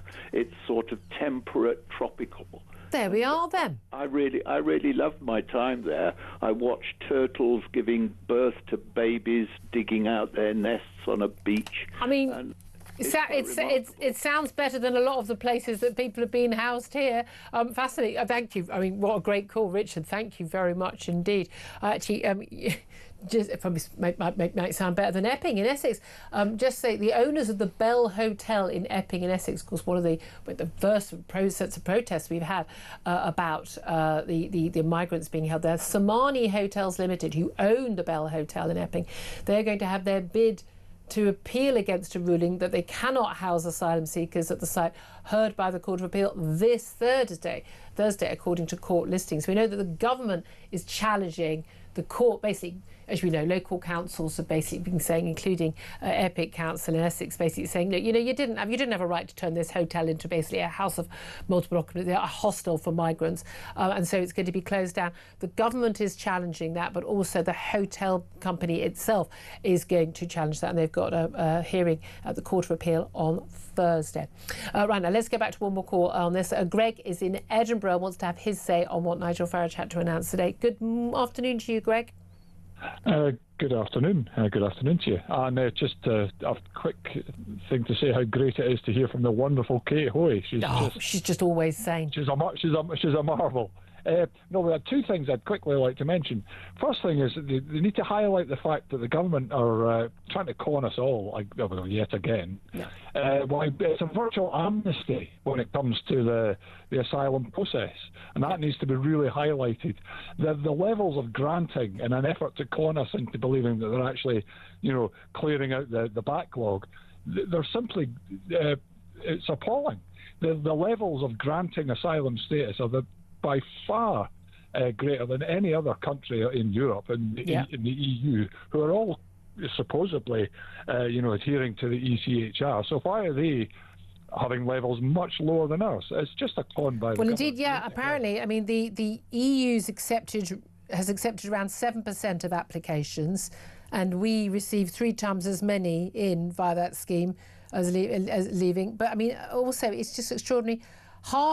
Half of those in refugee camps in France trying to get to the UK have been already rejected for asylum by an EU member state already. That tells you everything. Yeah. I mean, that's just nonsense. But another thing I wanted to say was, again, we really need to get almost draconian in the application of the law that exists. Yeah. This idea that chucking your passport in the Channel is going to be a criminal offence. Yeah. That, I'm sorry to say, it's just silly. Yeah, I mean, I'm annoyed at them for that. You couldn't prove that. It's just silly. Where they need to do it is that Baroness Hoy mentioned was the pull factor.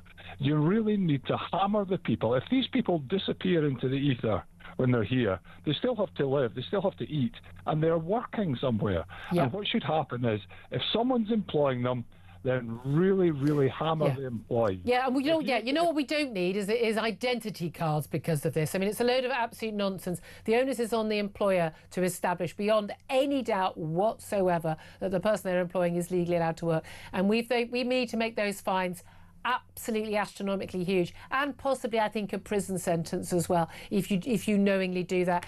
That we can solve. None of these issues are impossible to solve. You can solve anything as long as you actually enforce the law. Our main issue in this country, we don't enforce the law. I would go further. Well, prison and fines are one thing, but if you see, I mean, so many of these jobs are in the economy, working in restaurants or nail bars or whatever. All these things need to be licensed by local authorities. Yep. If you are found to be employing someone illegally, you lose your licence. End of. Yeah, it's really, really simple. People wouldn't take the risk. And it's like landlords. When I worked as a pub barmaid, the landlord would go, do not serve that person over there, they're likely underage, before everyone had ID. He said, no, I'll lose my licence. Genuine fear that you're going to lose your licence. You don't do it. It's as simple as that. Greg, lots of sense. Thank you very much, as always. 12:36 is the time. Up next, going to talk about, ironically, another reform policy, frack. Baby frack, but also this is also about the trying to get billions of pounds worth of energy buried underground. Fracking to win power. We'll talk about that up next. This is Talk.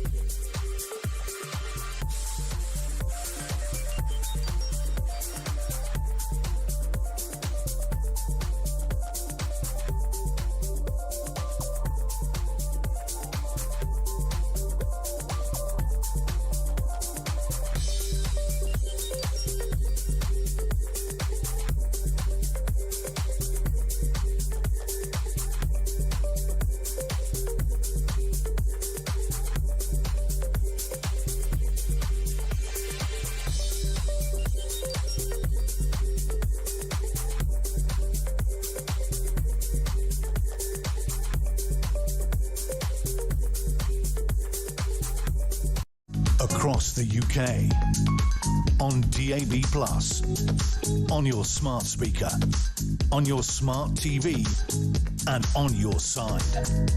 This is Talk. Good afternoon. Welcome back to the show. 12:37 is the time. Tom Slater is still with me. Frack, baby, frack. We've got another reform policy that's been announced in the last 24 hours. Not just this plan to detain and mass deport illegal migrants, but also Deputy Leader Richard Dyson, something he's been talking about for years, said it would be grossly financially negligent to leave hundreds of billions of pounds worth of energy buried underground. And they've already told oil and gas firms prepare to make fresh applications for licences and get ready to drill, baby, drill. That's even 4 years before the next general election comes. So would you support that? Absolutely. I think the way in which that we've basically tied our hands behind our backs when it comes to our shale gas and oil reserves has been insane. It's on the basis of absurd kind of limits on drilling and the potential tremors that it produces. A lot of propaganda from the Green lobby that this is really dangerous and disruptive. Not outright lies. No, absolutely. I mean, it's been so categorically debunked, a lot of this stuff, and yet still it continues on. Obviously, there's been a lot of lawfare regionally to try and stop exploration from happening. But if you look at the US, the way in which they've been able to exploit those resources to tremendous gain for those places has been really clear. It's also, incidentally, a big part of how, during the Obama years in particular, they brought down their greenhouse gas emissions, funnily enough, because of the fact that obviously this is, in terms of some of the alternatives, is less carbon intensive. So it's even while they talked the game. Yeah. Oh, exactly. This is terrible. Yes, 99.9% of scientists say global warming is an absolute human-made disaster. Oh, but meanwhile, we're going to be baby drills. Indeed. So I think it's a good thing, and I think it will probably take a bit of work to bring the public on side, because I think this issue hasn't really been a live one, and you need to win people over. Yes, I think fracking is a word apparently we should use because people have associated that with this propaganda. Well, let's talk about this with Rupert Darwell. He's the author of Green Tyranny and joins us now. A very good afternoon to you, Rupert. Glad to be joining you, Julia. Thank you for joining us. Well, indeed. I mean, I would say green tyranny is exactly what this is. We've got a load of, shale gas underneath our ground, particularly in certain parts of the country. It's been identified, and we're just leaving it there. Indeed, companies being told to cement up wells where they found it, and we're leaving a load of North Sea oil and gas under the waves as well because of the green tyranny. Yeah, and it's a bipartisan or three-party green tyranny, because it was Ed Davey who imposed these ridiculous limits on the tremors that frackers could make, far below that for construction sites or any other. And we're talking about the equivalent of a double-decker bus going by. I mean, ridiculously. He's actually admitted it. He designed the limits to stop fracking. We then had Boris Johnson, who imposed a fracking moratorium. Carrie Johnson did it really, but her representative on Earth carried it out. Liz Truss tried to lift it. Her government didn't last long, and as soon as she went, Rishi Sunak reimposed it. Yeah. And then, of course, the other thing that Tom mentions, oil and gas, the North Sea oil and gas, and we had Jeremy Hunt, when he was Chancellor, impose the windfall tax, which then his Labour successor made even worse. So this is very much a three-party complete mess that they've created of Britain's energy resources. And in that bizarre situation where a lot of people, the Ed Miliband's now and Keir Starmer and others, and all the Labour MPs, in fact, a load of Tories as well, they'll all claim, but we're going to move to net zero. OK, at no point, at any point before or after 2050 are we going to have net zero use of oil and gas. We need oil and gas, and it makes a lot more sense for us to be producing our own, even if you were opposed to you're worried about the concerns of climate change and believe it's man-made and a massive issue.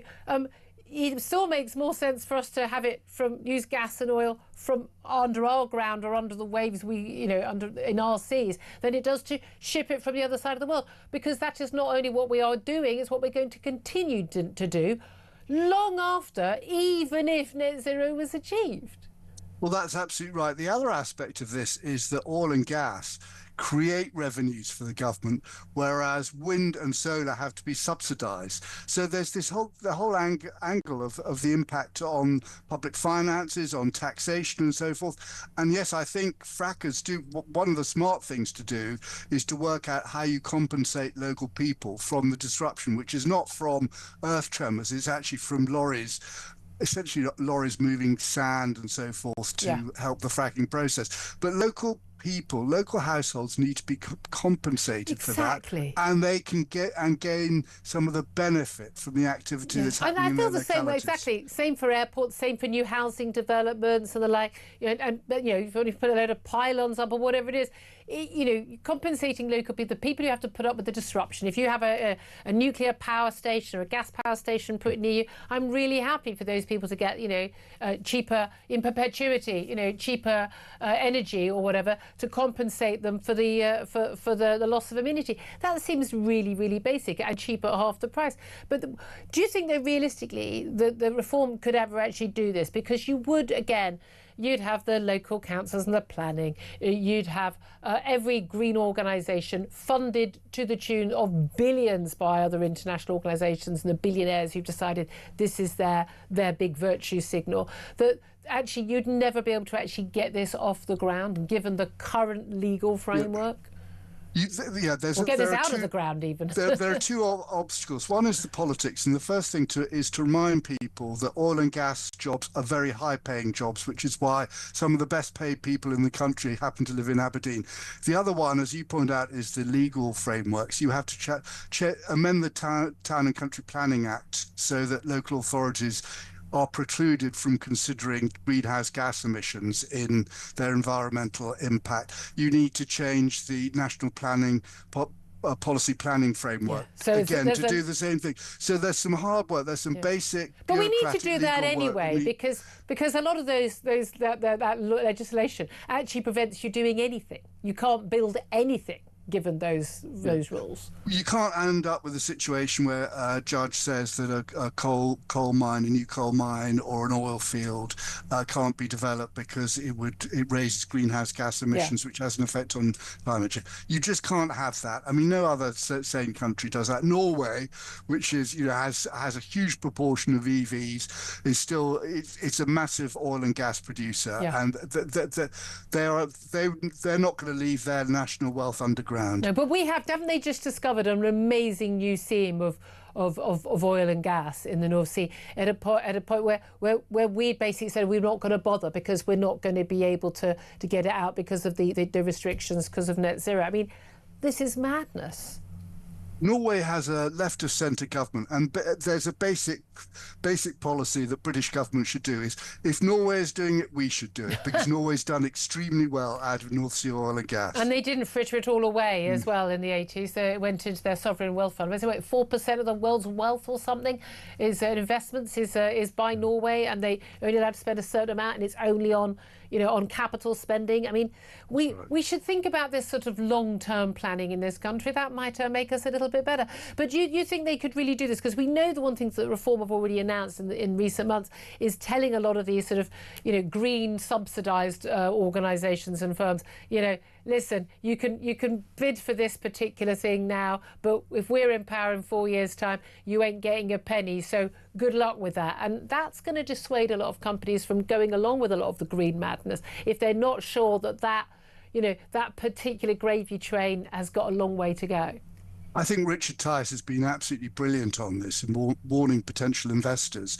Look at the underlying economics of what you're putting your money into, and if it relies on government subsidy, you should run a mile. And in contrast, it has to be said, the Conservatives are suffering from acute policy paralysis. They don't seem to be able to say anything on stuff like this. No, indeed. Just find it, though, would it bring prices down? Because one of the things we were always told, even if we did do the fracking, I remember discussing this on this very show in this studio some years ago, it wouldn't actually bring our prices down. But it certainly has in America.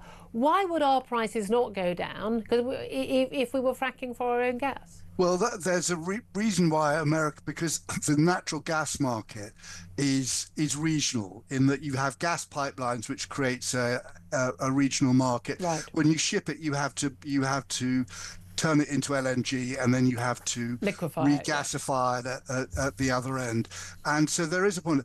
But what can be said without any doubt is that if we did fracking, it would strengthen the national finances, it would create more higher paid jobs, and it would improve the national finances. It'd probably strengthen the pound and make everyone better off simply through that. There you are, you see. There are economic benefits, even if prices don't actually fall. We're all going to be winners. Rupert Dowell, author of Green Tyranny, thank you for that. 12:47 is the time.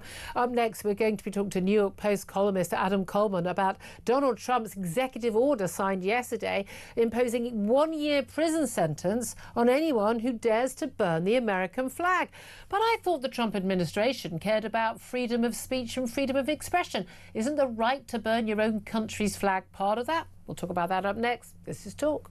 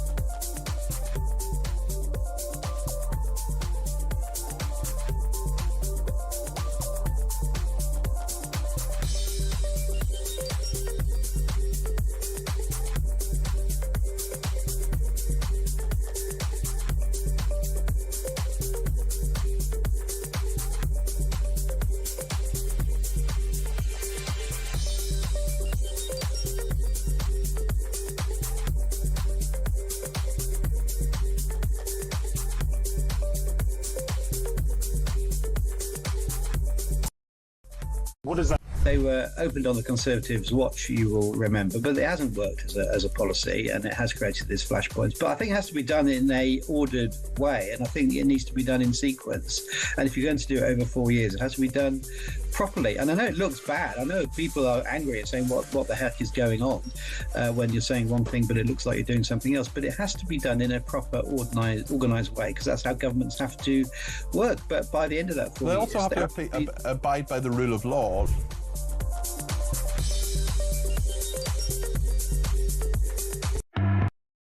Across the UK, on DAB+, on your smart speaker, on your smart TV, and on your side. This is Talk. Afternoon, sorry. Welcome back to the show. 12:50 is the time. I'm Julia Hartley-Brewer. Tom Slater still with me. I'll get his thoughts on what our next topic is in just a couple of moments. Don't forget, we'll welcome Ian Collins in. Tell us what's happening on his show in a few moments too. First up, though, let's talk about what Donald Trump has been up to, among other things, world peace and all of that. He's unveiled a 1 year's prison sentence, no ifs, no buts, for anyone who burns the American flag. He signed an executive order on Monday seeking that punishment. Despite a Supreme Court ruling back in 1989, which ruled that burning or desecrating the American flag was actually a protected form of free speech. Well, let's talk about this with Adam Coleman. He's a columnist at the New York Post. Good afternoon to you, Adam. Thank you for having me back on. Thank you for joining us. What has prompted this executive order from the president? Has there been a sudden spate of flag burning we haven't been aware of here? Well, it's interesting. Trump 2.0, in many ways, is trying to do things that Trump 1.0 feels that it should have done. So Trump, in his first term, had to deal with the nationwide riots, things of that nature. He had to watch left-wing uprisings essentially happening around the country. And so now he's actually taking the bull by the horns and doing things to combat that, and things that he feels that he should actually fight against. Whether I agree with it is, as far as doing it now, are there more important things? Is a different story. But that's, do you agree that? Do you think it should be a criminal offence to burn the American flag? Well, I always thought that there's an asterisk, because there always has been. So, for example, you can burn your own flag, but where you do it actually matters. So if I do it in the middle of Fifth Avenue, I'd be violating New York City laws. I should be prosecuted. Yeah. So what he's advocating for, more so, I know he's blanket saying 1 year prison, right? But he's not a king. What he's telling local authorities to exercise laws that already exist. Yeah. He's telling them to actually enforce these things. So you can have as many laws as you want, It's the enforcement portion And I of suppose there's an element, even in a public protest, someone sort of setting fire to something, a public protest, even if it's their own property, people, you know, might constitute some sort of issue. But it's fascinating to see this happening in America. And I don't agree with this at all. I think there's a large general rule shouldn't go around burning flags or Qurans or Bibles or anything like that. I think as a general rule you should be able to use your words to make your argument. But I would defend the right of anyone to do any of those things. But this at the same time, in Britain, people are fighting a sort of a war of attrition to put up the state flag of England, the national flag of England, you know, the St George's Cross, despite in local councils taking them down, despite the fact they're happily flying Palestinian flags officially on their lampposts, and British people, English people in particular, saying we're fed up that our flag doesn't get the same respect as a non-existent foreign country should have. I mean, it is interesting to see those completely different sides of the battle, but there's no doubt at all, flags are very important to people. Yes, they're hugely symbolic, but we can look at examples of, I believe it's somewhere in Florida, there was an LGBT flag, a mural that was put on the road, and someone took their truck and did a burnouts on it, and they got prosecuted for it.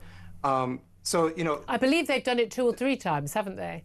Yeah, right. And doing burnouts in general doesn't get you locked up in jail for so basically the rubber from the tire is damaging the mural. It's on a road, it's going to get damaged. I would shrug and say, meh.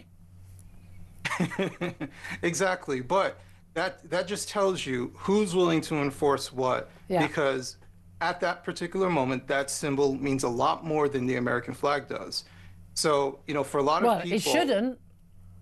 It shouldn't, right? But that was at the particular time, that's what they were willing to enforce. The thing I find extraordinary, Donald Trump has said this, and he said it when he met with our Prime Minister Keir Starmer in Scotland last month, I think.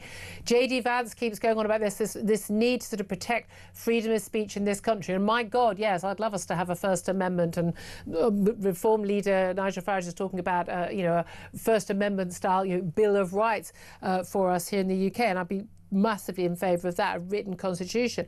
But it's a bit rich for Donald Trump and his vice president to talk about how, you know, all these infringements on freedom of speech and freedom of expression here in the UK, and famously Lucy Connolly for our horrific tweet last year, having just been freed last week. But at the same time, wanting to put someone in prison for the expression of anger at their own country. So, for instance, you know, people who didn't want to be drafted to fight in the Vietnam War, that was when the flag burning became a big thing. It's a bit hypocritical for Donald Trump and J.D. Vance to want this and then criticise this country for our infringements on freedom of speech, isn't it? Yeah, I can understand your assessment there, but there's 2 elements to this. One, he wants there to be a court challenge, because the reason why we accept that burning a flag is part of speech is because of that Supreme Court ruling. So he's actually encouraging a challenge against that, which there may be legal arguments. And again, he's got a 5-4 majority of Conservatives on the Supreme Court, so he wants to just change the rules, basically. Essentially. And maybe there are better arguments, just like for Roe v. Wade. A lot of people say Roe v. Wade shouldn't have been something that widespread made abortion legal. But the second part I think people should focus on is foreign actors. This is a way to have someone who is in our country legally through visa process to have them kicked out, which I 100% agree with. If you're in our country as a guest, you have no reason to be part of any sort of social uprising, social upheaval whatsoever, or even showing a display of disdain for our country. Then get out. If you came into my house, I agree with him on that. I don't go. think you should go to another country and then just disrespect people's national symbols. I think that's a fair. Should you be in prison for it? That's the question. Adam Coleman, great to talk to you. Thank you very much indeed. Columnist at the New York Post. Tom Slater, we're on this. So you're a free speech absolutist. You always make it very clear and it's spiked. You know, you are. I don't think for a moment that burning a flag should be, certainly if you're burning your own flag. What do you think if I went to America and I burnt an American flag, should I be deported or? I mean, even in America, they've traditionally extended pretty extensive free speech rights to people who were there on visas and green cards. As long as you're there legally, yeah. Exactly, and I think that's generally speaking the right balance. I mean, this is something that Trump has been talking about for a while. I think primarily because it's kind of signalling. It's about trying to, you know, make this about patriotism and all the rest of it. I think even with the I don't have an in-depth knowledge of all of their views on this, but even with the Conservative majority, it would be surprising if we saw something like this overturned. Because often the Conservative majority are in favour of freedom of speech as an absolute. And certainly historically. So it's one of those things where who knows where this will go, but I think a lot of it is sort of about signalling as much as anything else. Yeah, absolutely. Very interesting. Thank you very much indeed. Thanks for joining us throughout the show. Delighted to say Ian Collins is here. Hey, very, very good afternoon. You're going to the electric chair, Hartley-Brewer. Can you imagine? But as a general rule, it's like when we talk about, you know, Korans and Bibles and things. Can everyone stop burning and I mean, you don't get me wrong. Use words. It annoys me when people burn stuff like that because it just looks ridiculous. However, that's it. Hang your England flag from the lamppost. Then. I don't. Yeah, if that's illegal. Don't do it. Hang it from your own house. I don't know. Can you just? All I would say to the people putting up flags is, can you just do a quick YouTube kind of tutorial on how to put a flag up? Yeah. Because there's one near me. It's blue tacked on to some kind of post or something. They've got better blue tack than I've ever managed to buy. The minute there's a gust of wind, that thing's going over the A21. Well, it was fascinating. I was away last week in France. I'm watching that.